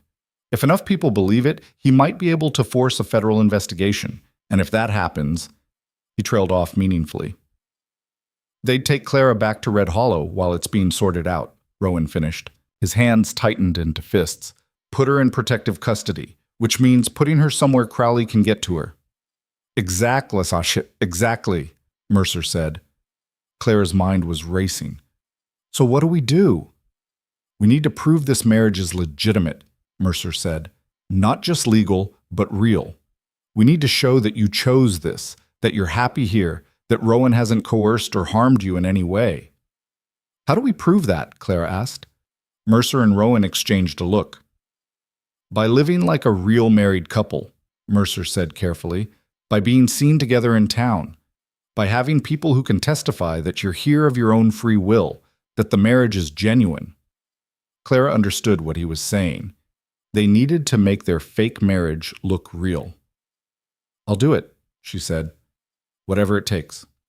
Rowan looked at her sharply. "Clara, you don't have to—" "Yes, I do," Clara interrupted. "Crowley just tried to kidnap me. He threatened me in my own home. He's not going to stop until someone makes him." She met Rowan's eyes. "You gave me a choice. You told me I could leave in the spring if I wanted, but I'm choosing to stay and fight. I'm choosing to make this marriage real enough that Crowley can't break it." Mercer smiled slightly. "You've got spirit, girl. I see why Rowan went to such lengths to save you." "There's something else," Rowan said quietly. He looked at Mercer. "Crowley mentioned my brother, said I murdered his ranch hands." "I heard," Mercer said grimly. "He's testing the waters, seeing if he can use your past against you. If he pushes hard enough, he might be able to get you arrested for those killings." "They deserved what they got," Rowan said, his voice hard. "Maybe so," Mercer replied. "But that doesn't make it legal. You took the law into your own hands. That's vigilante justice, and there are people who'd love to see you hang for it." He paused. "If Crowley can get you arrested and hanged, Clara becomes a widow. Then there's nothing stopping him from claiming her." The room fell silent as the implications sank in. Crowley wasn't just trying to break the marriage. He was trying to eliminate Rowan entirely. "He won't succeed," Clara said, surprised by the fierce protectiveness in her own voice. "I won't let him." Both men looked at her. "This isn't your fight alone anymore," she continued. "Rowan saved me. Now I'm going to help save him." She took a breath. "What do we need to do?" Mercer studied her for a long moment, then nodded slowly. "First, we make this marriage unbreakable. That means going to Red Hollow together, being seen in public, establishing that you're here willingly. Second, we gather evidence against Crowley, proof of his threats, his illegal activities, anything we can use to put pressure on him." He looked at Rowan. "And third, you need to stay clean. No more vigilante justice. No more disappearing into the mountains for revenge. Everything by the book from now on." I can do that, Rowan said. Can you? Mercer asked pointedly. Because if Crowley pushes the right buttons, if he threatens Clara again, are you going to be able to control yourself? Or are you going to put a bullet in him and give his lawyers exactly what they need? Rowan was quiet for a long moment.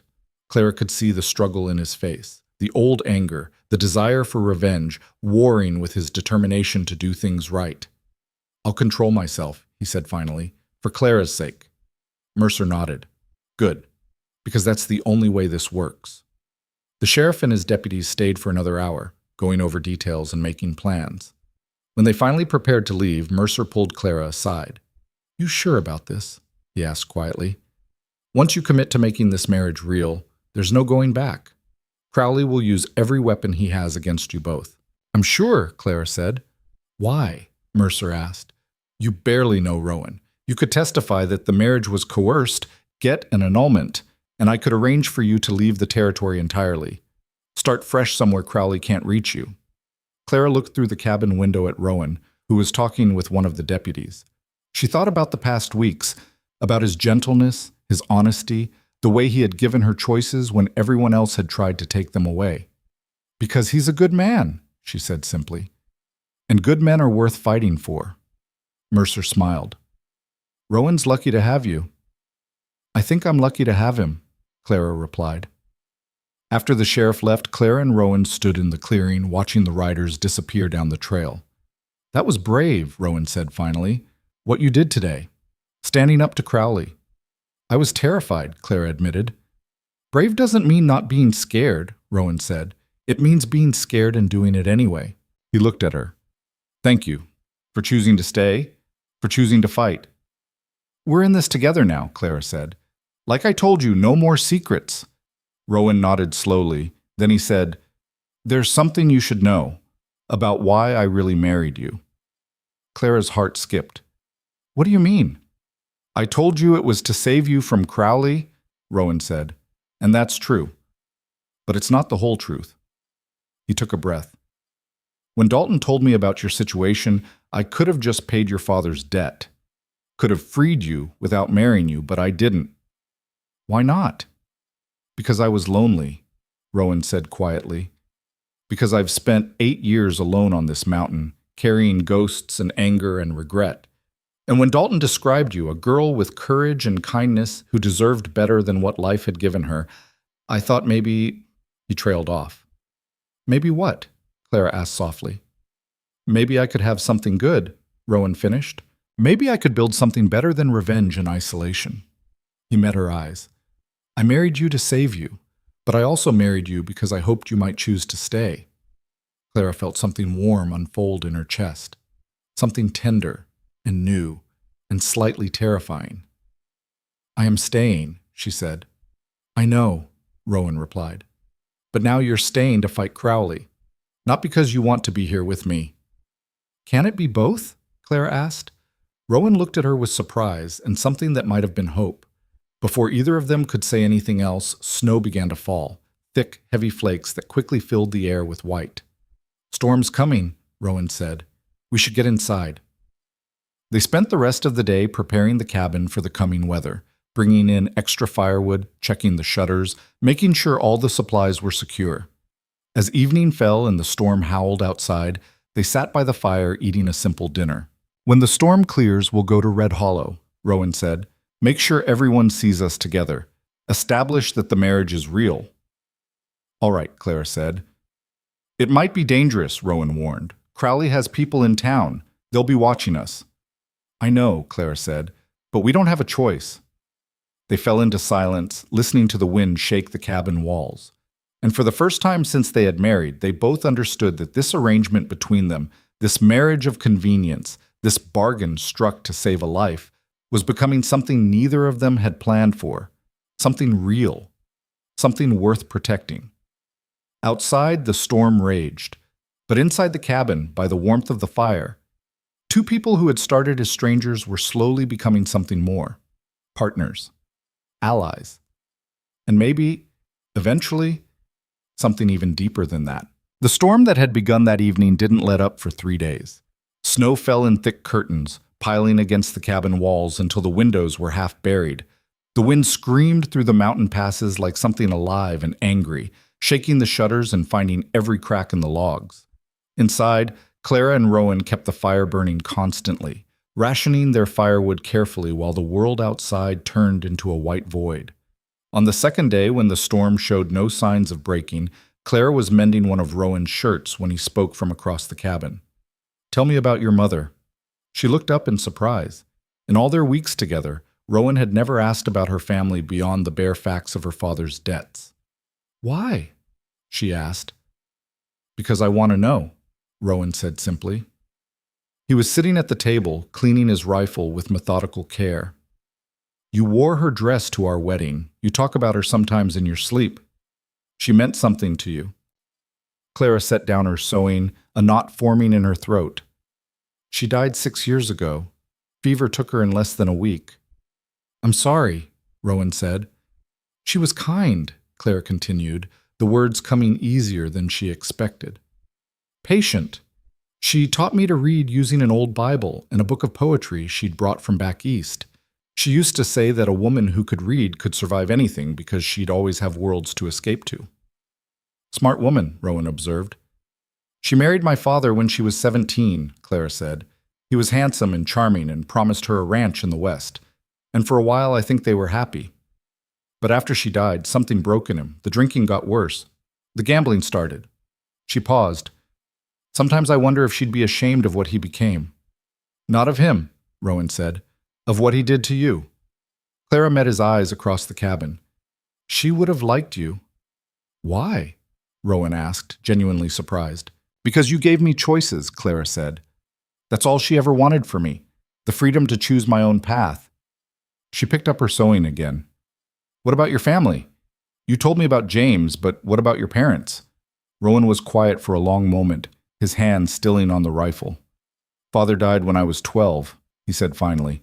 "Logging accident. Tree fell wrong and crushed him.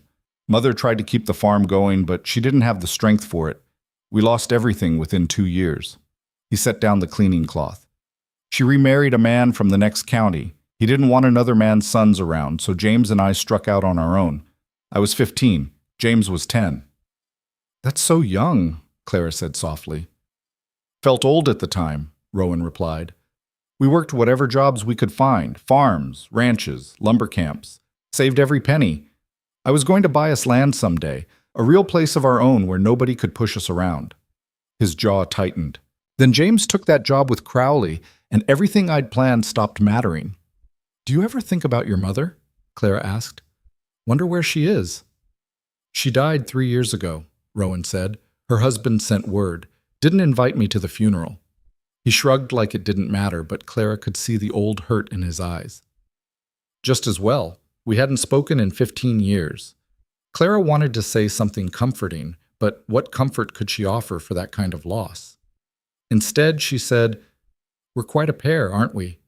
Both of us with families that failed us." "Maybe that's why this works," Rowan said. "We both know what it's like to be let down by the people who were supposed to protect us." The conversation drifted after that, but something had shifted between them. They had shared pieces of their pasts, shown each other their scars, and in doing so, they had become a little less like strangers sheltering from a storm and a little more like two people building something together. On the third day, the storm finally broke. Clara woke to silence. The absence of howling wind was so profound it seemed loud in itself. She climbed down from the loft to find Rowan already awake, standing at the door and looking out at the transformed world. The clearing was buried under 4 feet of snow. The trees were heavy with it, their branches bowed down like old men under impossible weight. The sky was clear and achingly blue, and the sun on all that white snow was so bright it hurt to look at. "Beautiful," Clara breathed, coming to stand beside him. "And dangerous," Rowan added. "That much snow this early means a hard winter. We'll need to be careful with supplies." "When can we leave for Red Hollow?" Clara asked. Rowan studied the sky, the trees, the way the snow had drifted. "Give it 2 days for the trail to settle. Then we go." He looked at her. "You sure you want to do this? Once we show up in town together, there's no going back. Crowley will know we're serious about this marriage." I'm sure, Clara said. They spent those 2 days preparing for the journey. Rowan checked the horses and repaired the wagon's runners so it could move through snow. Clara packed supplies and mended their warmest clothes. In the evenings, Rowan taught her to shoot. Don't aim with your eyes closed, he said, standing behind her while she held the rifle. Keep them open. Breathe steady. Squeeze the trigger. Don't pull it. Clara fired, and the rifle's kick slammed into her shoulder. The shot went wide, missing the tree they'd been aiming at by 3 feet. Better, Rowan said. You only missed by half as much that time. I'm terrible at this, Clara said, frustrated. You're learning, Rowan corrected. There's a difference. He showed her again how to hold the rifle, how to brace for the recoil. His hands were patient on hers, guiding without forcing. By the end of the second day, Clara could hit the tree more often than not. She was far from skilled, but she was no longer helpless. Why is this so important to you? She asked as they walked back to the cabin in the fading light.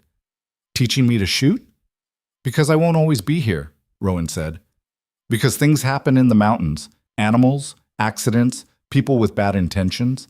And because if Crowley ever gets past me, I want you to be able to defend yourself. The grim practicality of it should have been frightening. Instead, Clara felt grateful. Rowan wasn't trying to keep her dependent or weak. He was trying to make her strong. They left for Red Hollow on a cold, clear morning. The journey that had taken half a day in autumn now took a day and a half through snow-choked trails. They camped one night in a sheltered valley, keeping watch in shifts while the horses stamped and snorted in the cold. Sitting by the fire while Rowan slept, Clara had time to think about what they were riding into. Red Hollow would be different now. People would have heard about the wedding, about Crowley's confrontation at the cabin. They would have opinions. Some would think she was a fool for staying with the mountain man. Others would think she was trapped.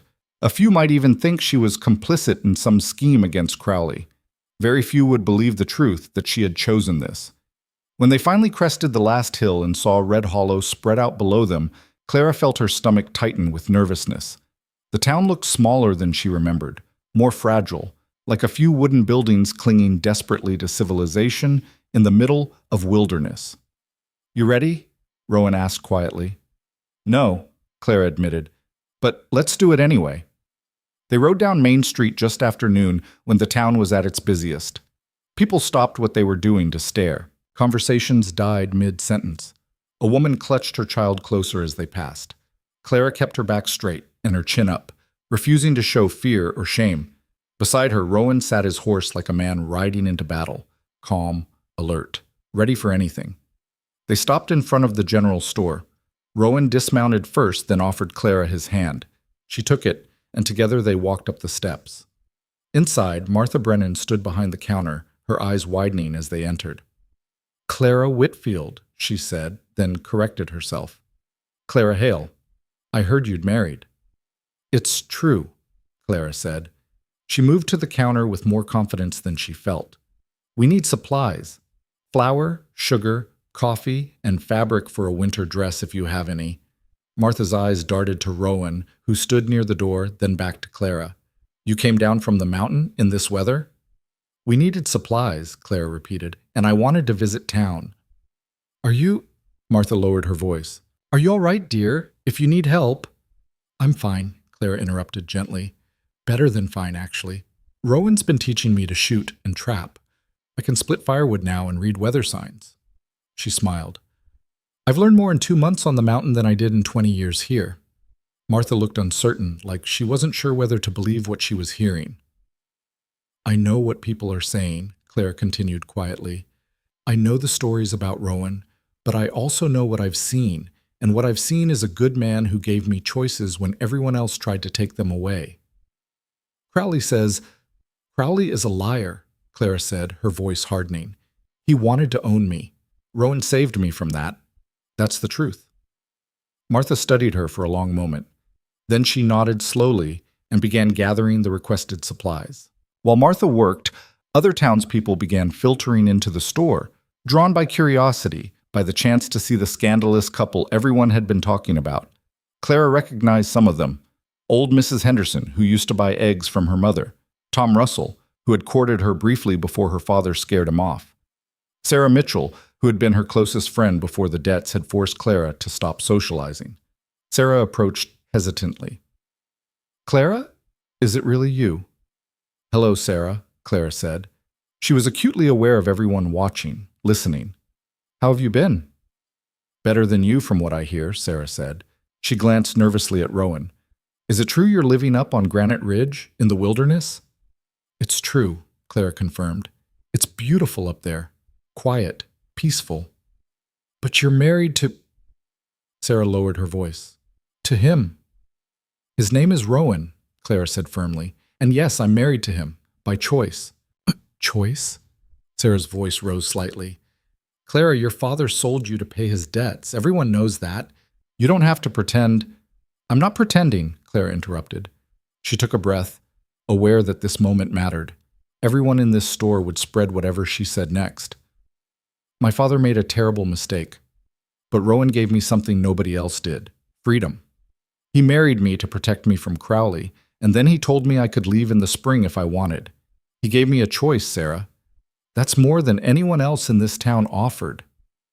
"Crowley says he's holding you prisoner," Tom Russell spoke up from the back of the store. "Says you're too afraid to speak the truth." Rowan shifted slightly near the door, his hand moving toward his rifle. Clara touched his arm gently, a silent message to let her handle this. "Victor Crowley is a liar and a predator," she said clearly, addressing the whole room now. "He wanted to claim me like property. When Rowan stopped him, Crowley rode up to our cabin with armed men and tried to break down our door. That's not the behavior of a concerned citizen. That's the behavior of a man angry that someone told him no." Shocked murmurs rippled through the crowd. "She's been brainwashed," someone muttered. "Or maybe she's telling the truth," Martha said sharply from behind the counter. The older woman's eyes were shrewd as she studied Clara. "Lord knows Crowley's done enough questionable things over the years, and I've never seen Clara look as healthy as she does now. Mountain living agrees with her." It was true. The weeks of hard work, fresh air, and regular meals had put color in Clara's cheeks and strength in her frame. She looked nothing like the frightened, half-starved girl who had stood at the altar 2 months ago. "If you're really here by choice," Tom said skeptically, "prove it. Come back to town. Stay with your father. Let us see that you're free to come and go." "My father?" Clara felt anger flash hot in her chest. "The man who gambled away our home and signed me over like livestock? Why would I stay with him?"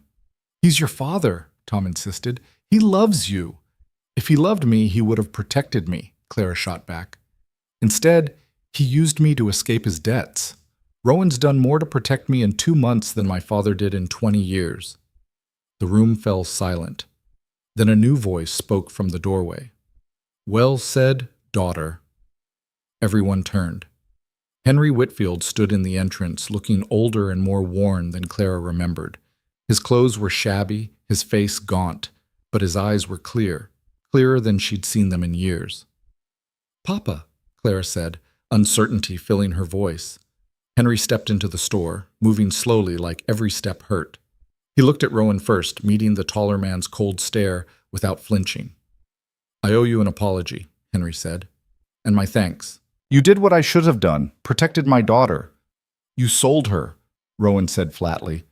"I know." Henry's voice cracked.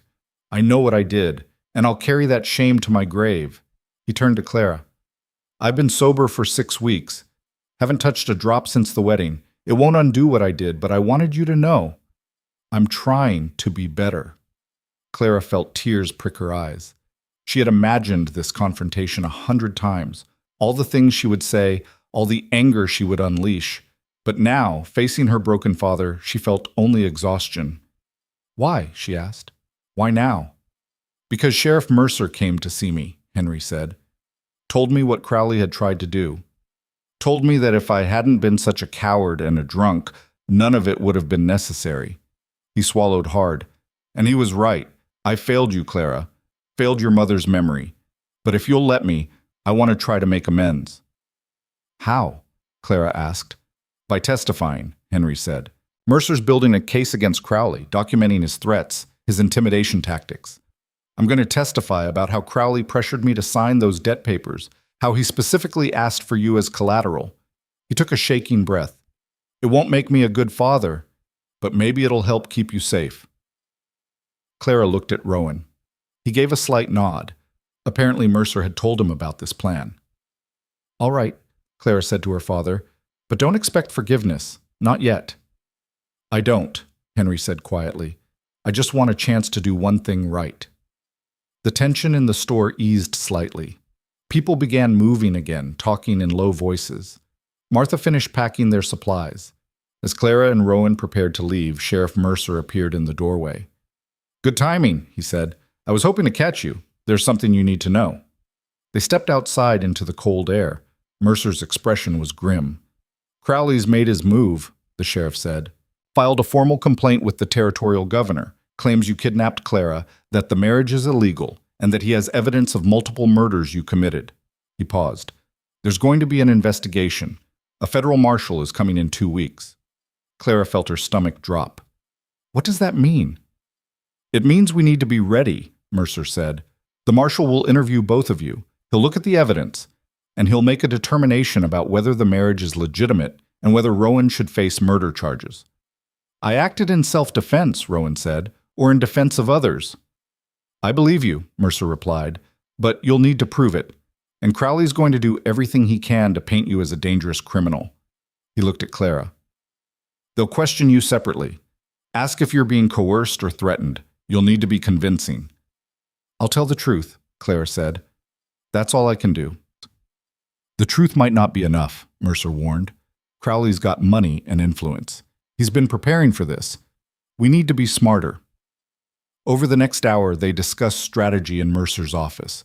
The marshal would need to see evidence that the marriage was genuine, that Clara and Rowan lived as husband and wife, that there was no coercion or fraud. "We need witnesses," Mercer said. "People who can testify that they've seen you together, that Clara appears happy and healthy, that the relationship seems legitimate." "Most of the town is afraid of Crowley," Rowan pointed out. "Who's going to risk his wrath to help us?" "I will," Martha Brennan said from the doorway. She had followed them from the store. "I saw Clara today. Saw the way she spoke, the way she looked. That's not a woman being held prisoner. That's a woman who's found her strength." "So will I," Henry Whitfield added, appearing behind Martha. "It's the least I can do." One by one, others stepped forward. Sarah Mitchell, who had been Clara's friend. Tom Russell, who admitted he'd seen Crowley's men threatening people before. Even Reverend Matthews, who had performed the wedding, agreed to testify that nothing had seemed coerced during the ceremony. Clara felt something swell in her chest. Hope, maybe, or gratitude. These people were risking Crowley's retaliation to help her. "Thank you," she said, her voice thick with emotion. "All of you, thank you." As the sun began to set, Clara and Rowan prepared to ride back to the cabin. They had accomplished what they came for, shown the town that Clara was healthy and willing, gathered witnesses who would support their case. But as they mounted their horses, a rider came galloping into town, his horse lathered with sweat despite the cold. It was one of Mercer's deputies. "Sheriff," he called out, "there's trouble at the Crowley Ranch. You need to come now." Mercer's expression darkened. "What kind of trouble?" "Murder," the deputy said grimly. "One of Crowley's ranch hands was found dead this morning, shot in the back, and Crowley's claiming he knows who did it." The deputy's eyes moved to Rowan. "He's saying it was Rowan Hale." The words fell like stones into still water, sending ripples of shock through everyone who heard them. Clara felt ice flood her veins. "That's impossible. Rowan's been with me. He hasn't left the cabin except to come here today." "When did this happen?" Rowan asked, his voice deadly calm. 3 days ago, the deputy said, "during that big storm.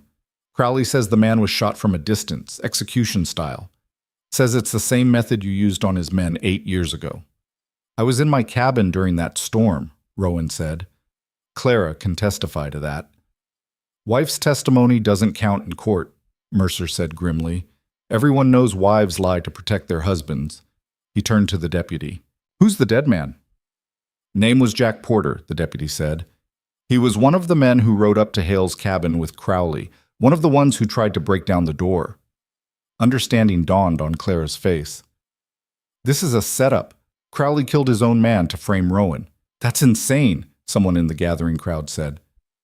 "Is it?" Clara demanded, turning to face them.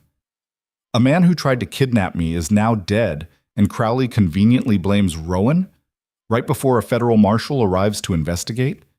This is too perfect to be coincidence. Can you prove it? Tom Russell asked. Can Crowley prove Rowan did it? Clara shot back. He was with me during that storm, every moment of those 3 days. Like the sheriff said, your word doesn't count, Tom replied. Rowan's hand moved to his rifle. So I'm supposed to just accept being arrested for a murder I didn't commit? Nobody's arresting anyone yet, Mercer said firmly. But we need to investigate this properly. Rowan, I'm going to need you to come with me to the ranch. Let me see the evidence, talk to witnesses. If this is a frame job, we'll find proof. And if you don't? Rowan asked. Then we'll deal with that when it comes, Mercer replied. He looked at Clara. You should go back to your father's house for tonight. Stay in town where people can see you. No, Clara said immediately. I'm staying with Rowan. Clara, I said no. Her voice was iron. If Rowan's going to the Crowley ranch, then so am I. I'm not going to hide while Crowley tries to destroy him. It could be dangerous, Mercer warned. I don't care, Clara said. She looked at Rowan. We're in this together, remember? Rowan's expression softened slightly. You don't have to do this. Yes, I do, Clara replied. She turned to Mercer. When do we leave? The sheriff studied them both, then sighed. Now, while there's still light, and both of you be ready for anything. Crowley's playing for keeps now. They rode out of Red Hollow as the sun touched the western peaks, painting the snow-covered landscape in shades of red and gold. Clara rode beside Rowan, with Mercer and 3 deputies following close behind. The Crowley Ranch sprawled across a valley 15 miles from town, a massive operation with barns, bunkhouses, and a main house that looked more like a mansion than a frontier dwelling. Cattle dotted the snow-covered fields, and the smoke from multiple chimneys stained the evening sky. As they approached, Claire could see men gathering, ranch hands, armed and watching. They were outnumbered at least 10 to 1. Crowley himself stood on the porch of the main house, dressed in expensive clothes and wearing the expression of a man who had already won. Sheriff Mercer, he called out pleasantly, thank you for coming so quickly, and I see you've brought the murderer with you. How convenient. I'm here to investigate, Mercer said coldly, not make arrests based on accusations. Of course, Crowley said. By all means, investigate. The body's in the smokehouse. My foreman can show you. While Mercer and his deputies went to examine the body, Crowley's attention turned to Clara and Rowan. Mrs. Hale, he said, his voice dripping with false concern. I'm surprised to see you here.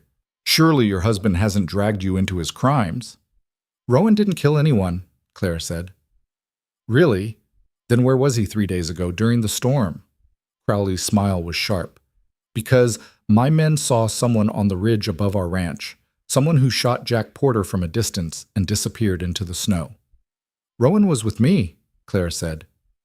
In our cabin, every moment of those 3 days. How touching, Crowley said. Young love makes people so willing to lie. He descended the porch steps, moving closer. But here's what I know, Clara. I know that Rowan Hale is a killer. I know he murdered 3 of my men 8 years ago, and I know he just killed another one. When he paused. The only question is whether you're complicit in his crimes or just another one of his victims. I'm neither, Clara said, refusing to be intimidated. And this whole thing is a setup. You killed your own man to frame Rowan.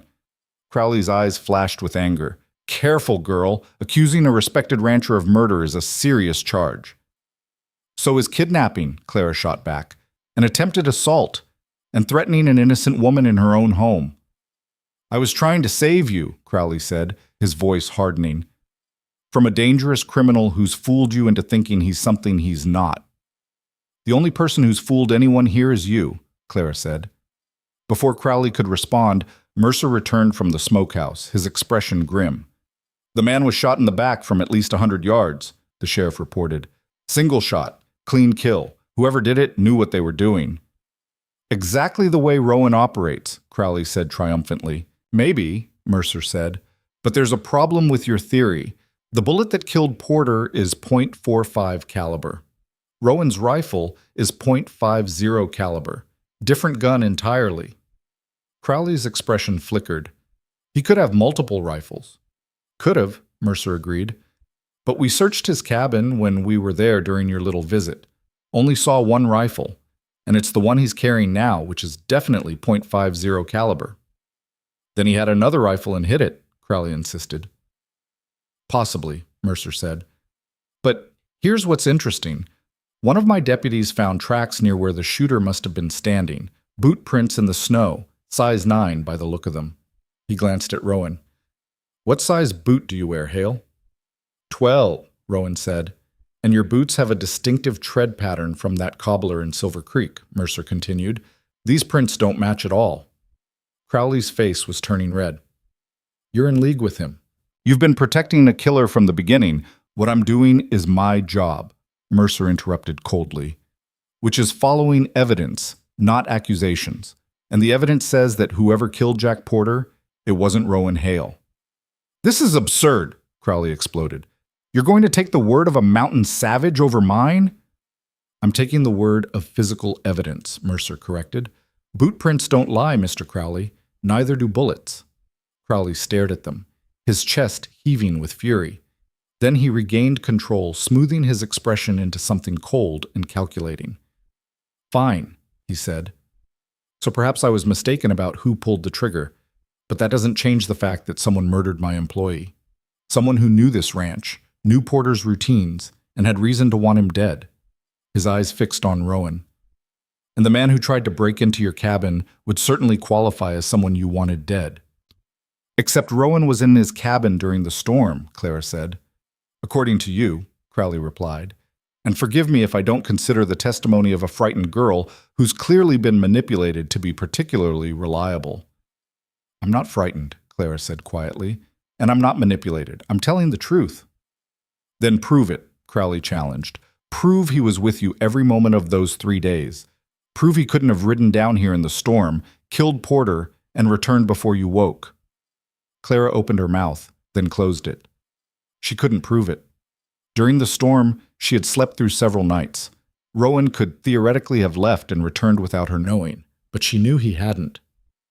I don't have to prove anything, she said finally. The burden of proof is on you. You're the one making accusations. And I have a dead body to back them up, Crowley said. When the federal marshal arrives, we'll see whose story he believes, mine or the word of a killer and his Stockholm Syndrome bride. The insult hit Clara like a slap. How dare you? Easy, Rowan murmured, touching her arm gently. But Clara was done being easy. She stepped forward, looking Crowley straight in the eye. You killed your own man, she said clearly. You killed him to frame Rowan because you're losing, because your intimidation failed, your threats failed, and your attempt to kidnap me failed. So now you're trying to use the law to destroy him. But it won't work, because the truth is going to come out, and when it does, everyone will see you for what you really are. Crowley's mask finally slipped completely. His face twisted with rage, and for a moment Clara saw the monster that had always been lurking beneath the civilized veneer. You stupid little fool, he hissed. You think you're safe because you married a killer? You think that protects you? He leaned closer. I'm going to destroy both of you. I'm going to see Rowan Hale hanged for murder, and then I'm going to make sure you spend the rest of your miserable life knowing you could have prevented it if you just accepted your place. That's enough, Mercer said sharply, moving between them. Mr. Crowley, I suggest you step back before I arrest you for threatening witnesses. Crowley straightened, regaining his composure. Of course, Sheriff. Forgive me. The death of an employee has me quite distressed. He looked at Rowan one last time. The federal marshal will be here in 2 weeks. We'll let him sort out the truth. As they rode away from the Crowley ranch, darkness falling around them, Clara realized they were in more danger than ever. Crowley had shown his hand completely now. He wasn't just trying to win, he was trying to destroy them utterly. He's going to keep coming, she said quietly. I know, Rowan replied. What do we do? Rowan looked at her, his scarred face set with determination. We fight, together, the way we said we would. Clara nodded. She reached across the space between their horses and took Rowan's hand. His fingers closed around hers, warm, strong, and steady, and riding through the darkness toward an uncertain future, Clara realized something that both terrified and thrilled her. She wasn't just fighting for her freedom anymore. She was fighting for him, for this rough, broken man who had given her choices and taught her strength and shown her that even people with terrible pasts could try to be good. Whatever happened next, they would face it together. And maybe, just maybe, that would be enough. The 2 weeks before the federal marshal's arrival passed like a held breath. Clara and Rowan returned to the mountain cabin, but the peace they had begun to build there felt fragile now, like ice over deep water. Every morning, Clara woke wondering if this would be the day Crowley made another move. Every evening, Rowan checked the perimeter with his rifle, watching the tree line for riders that never came. The waiting was its own kind of torture. On the 5th day, Sheriff Mercer rode up to the cabin alone, his horse laboring through the snow. "Got news," he said, accepting the coffee Clara offered. "The federal marshal arriving isn't just any marshal, it's Samuel Garrett." Rowan's expression darkened. "I know that name." "Most people in the territory do," Mercer replied. "He's got a reputation for being incorruptible. Can't be bought, can't be intimidated. He's put away some of the most powerful men in the West." He paused. "But he's also got no patience for vigilantes. He believes in the law, absolutely. No exceptions. So he'll hang me for killing those men 8 years ago," Rowan said flatly. "Not if we can prove they had it coming," Mercer said. "I've been digging into old records, found some things that might help. One of the men you killed, Dale Hutchins, was wanted in 2 other territories for assault and robbery. Another one had a history of violence against women that was hushed up because he worked for Crowley. That won't matter to a man who believes in absolute law," Rowan said. "Maybe not," Mercer admitted, "but it might create reasonable doubt, especially if we can show that the killings were justified self-defense rather than cold-blooded murder." He looked at Clara. "And your testimony will be crucial. Garrett will want to know if you're here willingly, if the marriage is legitimate." "It is," Clara said firmly. "Is it?" Mercer asked gently. "Because Garrett's good at reading people. If you have any doubts, any reservations, he'll see them, and Crowley will use that." Clara looked at Rowan, who was staring into his coffee cup like it held answers. "I don't have doubts," she said. "Not about this." The morning the marshal was due to arrive, Clara woke to find Rowan already up, standing at the window in the pre-dawn darkness. "Couldn't sleep?" she asked, climbing down from the loft. "Kept thinking about what happens if this goes wrong," Rowan said quietly. "If Garrett decides I'm guilty, if he arrests me." He turned to look at her. "You need to be prepared for that possibility." "I won't let it happen," Clara said. "You might not have a choice," Rowan replied. "If Garrett takes me, you should go to Mercer. He'll help you get somewhere safe, somewhere Crowley can't reach you." "Stop talking like that," Clara said, moving closer to him. "We're going to fight this together. You said so yourself." "I know what I said," Rowan replied. "But I also know the reality. The things I did 8 years ago, they were murder, Clara. Legal murder, maybe justified murder, but murder all the same. And men like Garrett don't forgive that." "Then we make him understand why you did it," Clara said. "We make him see that you were trying to get justice for your brother when the law wouldn't." "The law doesn't work that way," Rowan said. "Then maybe the law is wrong," Clara shot back. She took his hand, feeling the calluses and old scars. "I'm not giving up on you. I'm not accepting that you deserve to hang for trying to do the right thing in an impossible situation." Rowan looked at her with something that might have been wonder. "How did you get so fierce?" "You taught me," Clara said simply. "You taught me that being afraid doesn't mean being helpless, that having power taken from you doesn't mean you can't take it back." Before Rowan could respond, they heard horses approaching. Multiple riders, moving at a measured pace. The federal marshal had arrived. Marshal Samuel Garrett was a tall man in his early 60s, with steel gray hair and eyes that seemed to see straight through whatever he looked at. He wore a long coat over his uniform and carried himself with the absolute confidence of someone who had enforced the law in the wildest parts of the frontier and never once backed down. Behind him rode Sheriff Mercer and 3 other lawmen Clara didn't recognize, federal deputies she assumed here to ensure the marshal's safety and authority. Garrett dismounted with the ease of a man who had spent his life on horseback.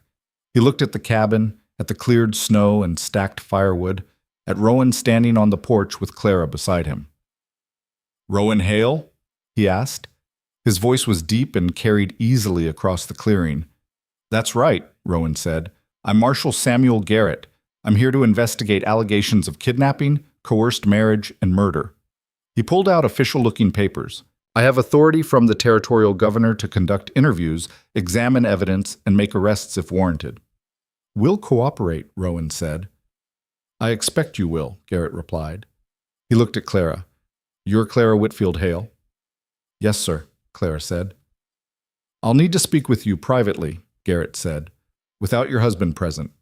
Is there somewhere we can talk?" Clara felt Rowan tense beside her. She touched his arm gently. "There's a room in the barn," she said.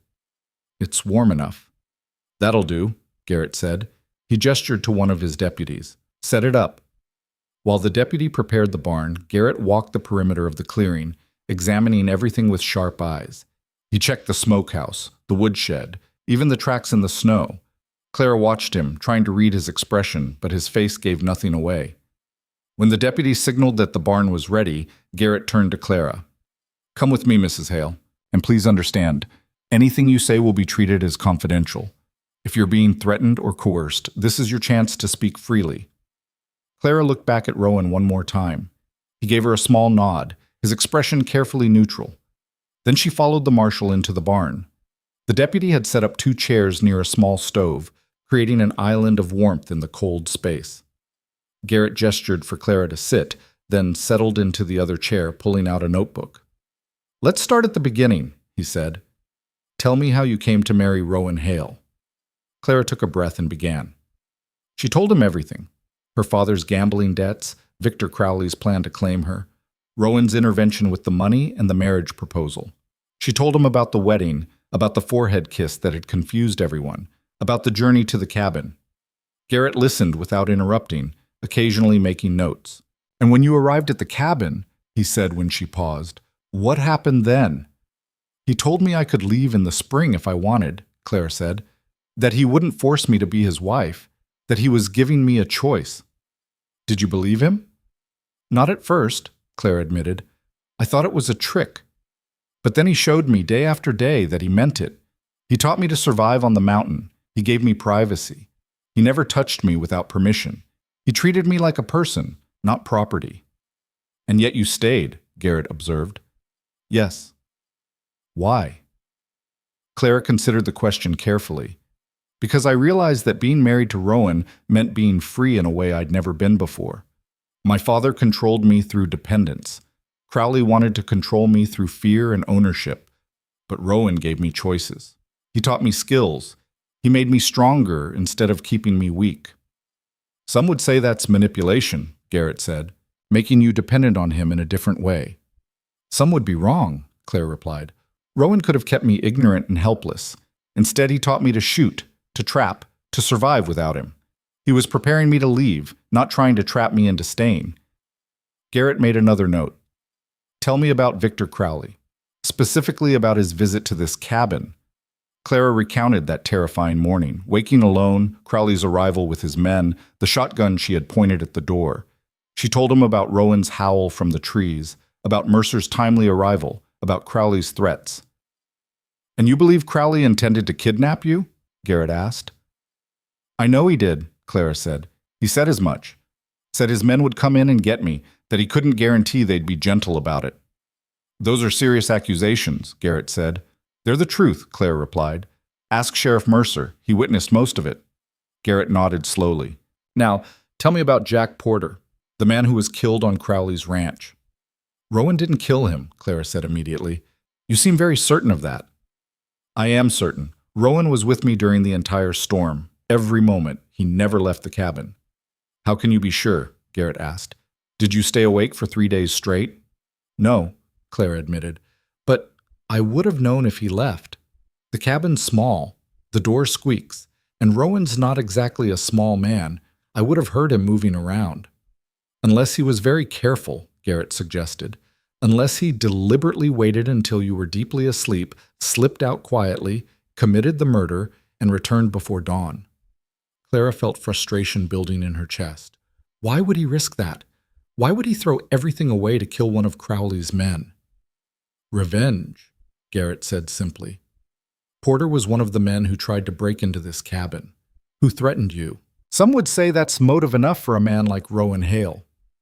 A man like Rowan Hale, Claire repeated. You mean a killer? I mean a man with a documented history of violence, Garrett corrected.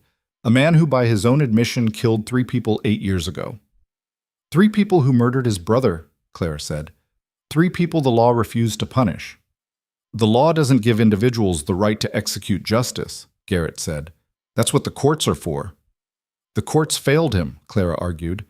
The sheriff ruled his brother's death a legal execution for a crime he didn't commit. What was Rowan supposed to do?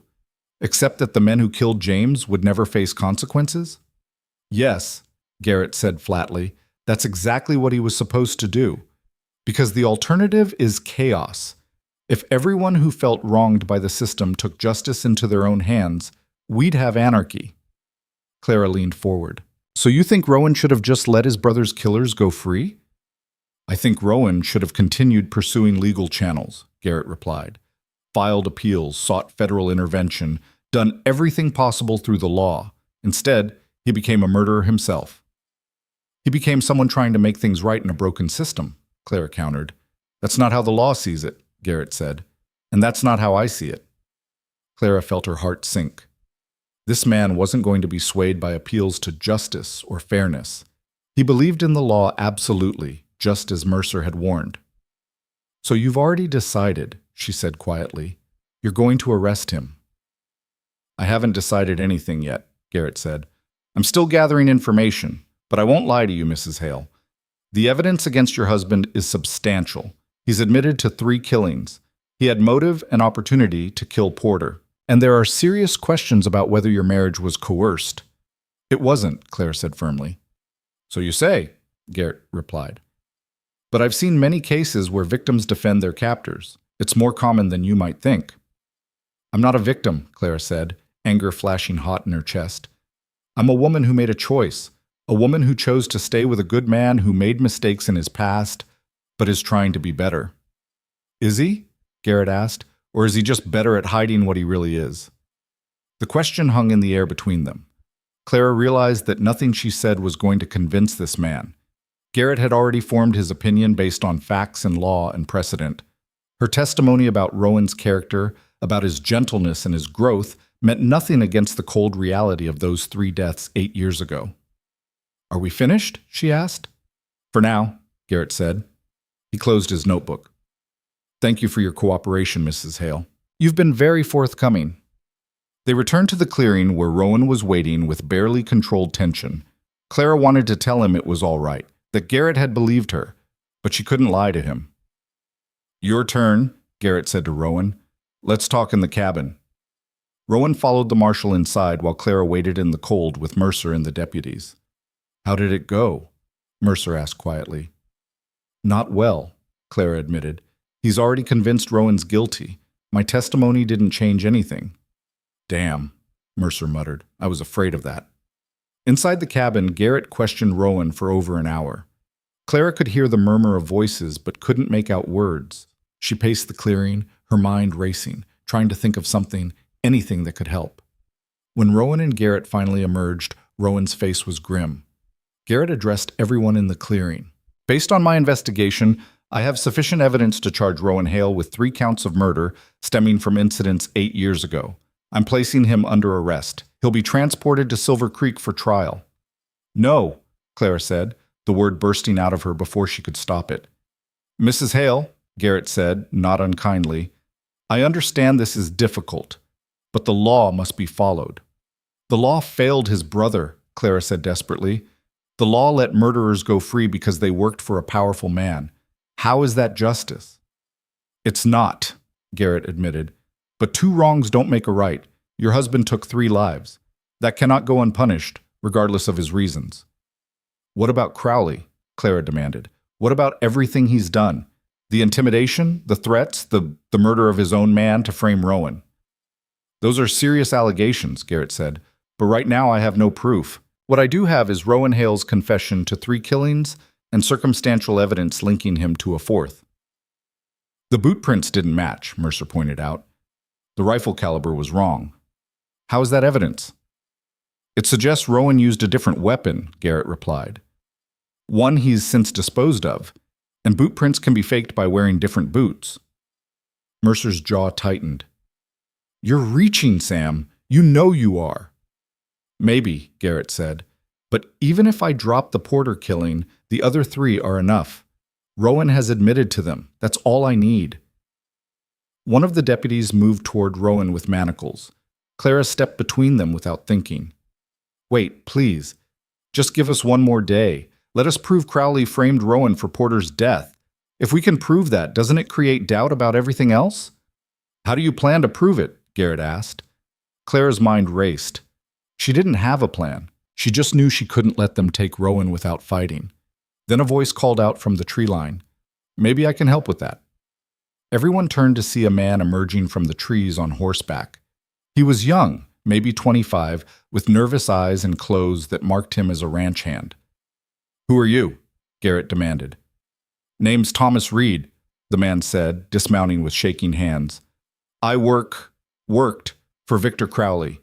He looked at Rowan. I'm the one who killed Jack Porter. Stunned silence fell over the clearing. You what? Garrett said. I killed him, Thomas repeated. Crowley ordered me to do it, said he needed Porter dead to frame Hale. Said it was the only way to get rid of him for good. He pulled a rifle from his saddle. This is the gun I used, .45 caliber, just like Sheriff Mercer said, and these are my boots, size 9, same as the tracks you found. Garrett's expression was unreadable. Why are you confessing this? Because I can't live with it anymore, Thomas said, his voice breaking. Porter was a bastard, but he didn't deserve to be shot in the back. And I didn't sign up to be part of Crowley's schemes. He looked at the marshal. I'll testify. I'll tell you everything, every illegal thing Crowley's done, every person he's threatened, every law he's broken. Just promise me you'll protect me from him. If what you're saying is true, Garrett said carefully, you'll be protected. But you realize you're confessing to murder? I know, Thomas said. But murder under coercion has to count for something, right? Crowley threatened my family, said if I didn't do what he wanted, he'd make sure my mother and sister suffered. He swallowed hard. I was scared, but I'm more scared of what I'll become if I keep following his orders. Garrett studied the young man for a long moment. Then he turned to one of his deputies. Take his statement. Get everything. Dates, names, details, and secure that rifle as evidence. He looked at Rowan. It seems the case against you for Porter's death just evaporated, but that doesn't change the other 3 murders. Actually, Sheriff Mercer said, pulling papers from his coat, it might. I've been doing some investigating on my own. Turns out those 3 men Rowan killed, they weren't just ranch hands, they were wanted criminals. He handed the papers to Garrett. Dale Hutchins was wanted in Wyoming for assault and robbery. Tom Fletcher had outstanding warrants in Colorado for cattle rustling and attempted murder. And Carl Morrison was suspected in the disappearance of 2 women in Montana, though it was never proven. Garrett examined the papers, his expression growing more troubled. Furthermore, Mercer continued, I have sworn statements from 5 people who witnessed the confrontation that led to the killings. They all testify that those 3 men attacked Rowan first, that they were drunk and looking for a fight, and that Rowan acted in self-defense. Why didn't this come out before? Garrett demanded. Because Crowley scared everyone into silence, Mercer said. He owned their debts, their livelihoods. They were terrified to speak up. But now, with Thomas breaking ranks and you here to ensure their protection, they're willing to testify. Garrett looked between the papers, Thomas Reed and Rowan. Clara could see the calculation in his eyes. The absolute law he believed in warring with the reality of a corrupt system. Marshal Garrett, Clara said quietly, I understand you believe in the law. I respect that. But the law only works when it's applied fairly to everyone. Victor Crowley has been above the law for years. He's used his money and power to escape justice while punishing anyone who stands against him. If you arrest Rowan but let Crowley go free, you're not serving justice. You're serving corruption. Garrett was silent for a long moment. Then he said, Mrs. Hale, in my 30 years as a lawman, I've learned that justice isn't always simple. Sometimes it's messy. Sometimes good people do bad things for good reasons. And sometimes the law itself is a blunt instrument that doesn't account for the complexities of human nature. He looked at Rowan. Did you kill those 3 men? Yes, Rowan said. Did they attack you first? Yes. And when you killed them, were you defending yourself or executing them? Rowan considered the question. Both, he said honestly. In the moment, I was defending myself, but I also wanted them dead for what they did to James. So yes, it was self-defense, but it was also revenge. Garrett nodded slowly. At least you're honest. He turned to his deputies. I'm ruling the 3 deaths from 8 years ago as justifiable self-defense. The witnesses Mercer has gathered, combined with the wanted status of the deceased, support that conclusion. Clara felt a wave of relief so powerful it nearly knocked her down. However, Garrett continued, I am going to arrest Victor Crowley on charges of conspiracy to commit murder, witness intimidation, and corruption. Mr. Reed's testimony, combined with the evidence of his attempted kidnapping of Mrs. Hale, is more than sufficient. He looked at Mercer. I'll need you to gather your witnesses and prepare them to testify. This is going to be a major case, and Crowley will fight with everything he has. I'm ready, Mercer said. Garrett turned back to Rowan and Clara. You 2 have been through hell, and I won't lie. Some people will always see you as guilty, Rowan, regardless of what the law says. But for what it's worth, I believe you've been trying to do right. Sometimes that's the best any of us can manage. Within an hour, Garrett and his deputies had ridden out, taking Thomas Reed with them to get his full statement and prepare for Crowley's arrest. Mercer stayed behind for a few minutes, grinning widely. I never thought I'd see the day, he said. Sam Garrett actually showing mercy instead of blind law. You 2 must have made quite an impression. It was Clara, Rowan said quietly, looking at her. She's the one who convinced him. You gave me the strength to fight, Clara replied. I just returned the favor. After Mercer left, Clara and Rowan stood alone in the clearing as the sun climbed higher in the winter sky. It's really over? Clara asked. Not quite, Rowan said. Crowley still has to be arrested and tried. He'll hire expensive lawyers. It could take months. But you're free, Clara said. You're not going to hang. No, Rowan agreed. I'm not going to hang. They stood in silence for a moment. Then Clara said, What happens now? Rowan turned to look at her fully. That depends on you. What do you mean? I married you to save you from Crowley, Rowan said. That threat is over now. You're free to leave if you want. I'll give you money, help you start somewhere new, somewhere you can build the life you deserve. Clara felt her heart skip. Is that what you want? For me to leave? No, Rowan said, the word coming out rough and honest. But what I want doesn't matter. You never chose this, any of this. I want you to have the choice now. Clara looked around at the cabin, the snow-covered clearing, the mountains rising stark and beautiful against the blue sky. She thought about the past months, the fear and uncertainty, yes, but also the strength she had found, the skills she had learned, the person she had become. And she thought about Rowan, the scarred, rough man who had shown her more gentleness than anyone in her life, who had taught her to be strong instead of keeping her weak, who had given her choices when everyone else tried to take them away. I choose to stay, she said. Rowan's expression cracked, revealing the vulnerability beneath. Clara, I choose you, she continued, not because I'm afraid or trapped or don't have other options, but because in these months on this mountain, I've learned something important. Freedom isn't just about not being owned by someone. It's about choosing who you want to be and who you want to be with. She took his hand. You're a good man, Rowan Hale. You've made mistakes, yes. You carry scars and ghosts, but you're trying every day to be better, and that's all any of us can do. You deserve better than a mountain trapper with a violent past, Rowan said. Maybe, Clara agreed, but I don't want better.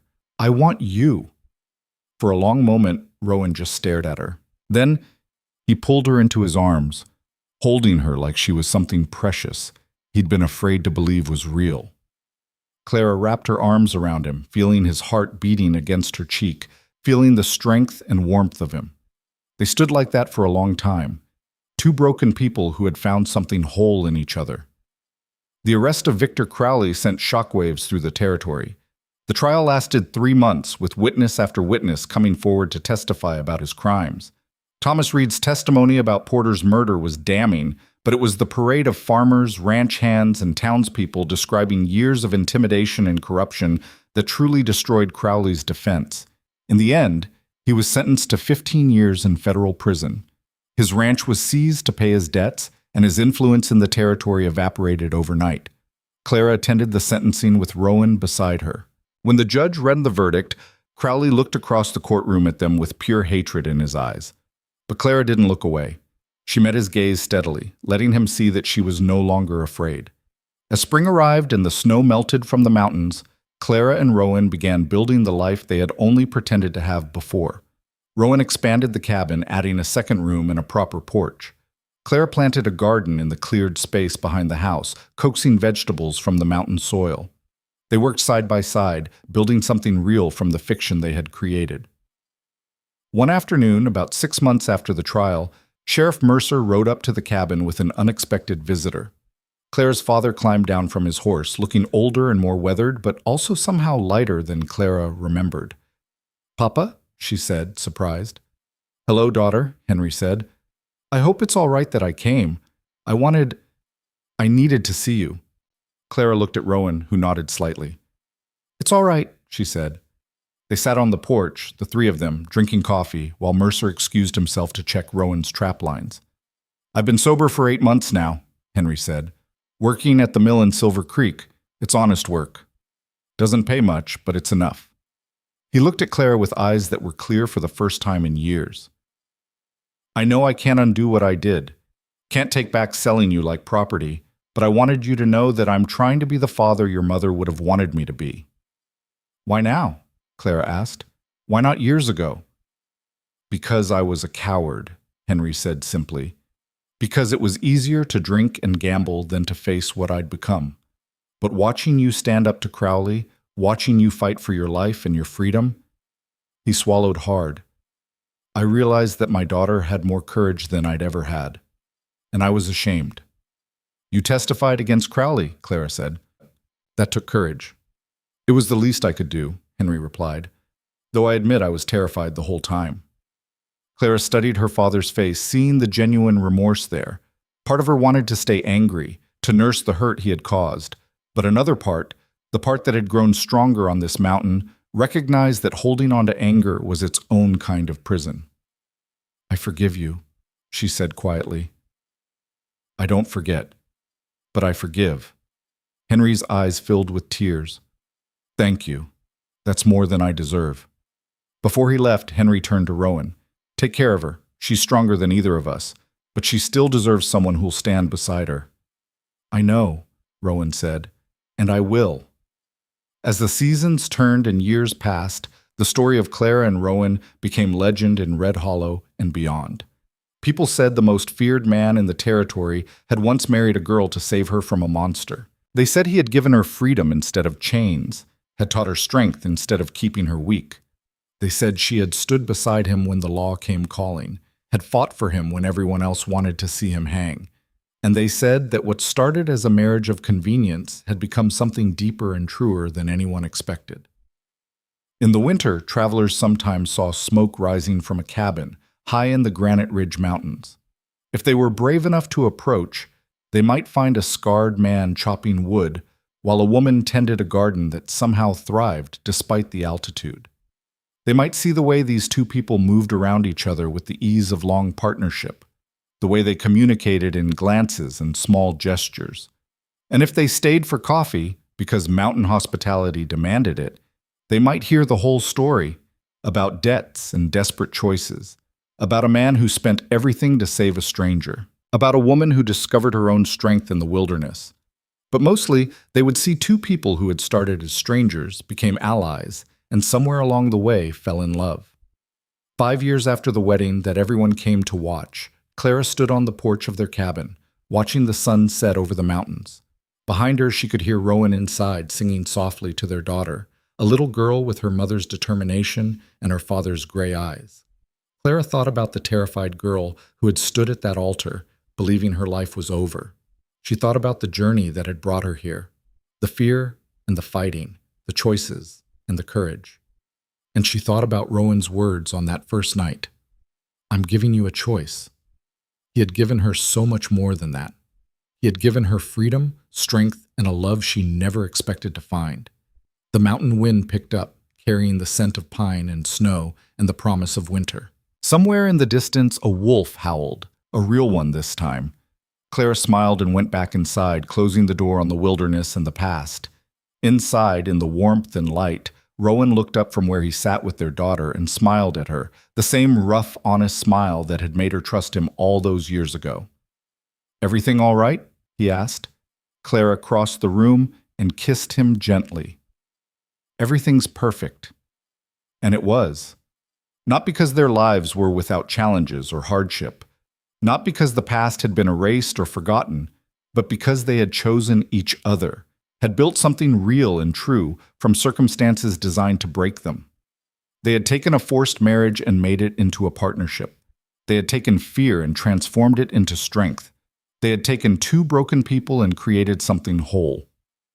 The legend that spread through the territory told of a mountain man who shocked everyone by showing mercy instead of violence. But the real story, the one that mattered to Clara and Rowan, was simpler and deeper than any legend. It was the story of two people who gave each other the greatest gift imaginable, the freedom to choose, and having that freedom, they chose each other, every single day, for the rest of their lives.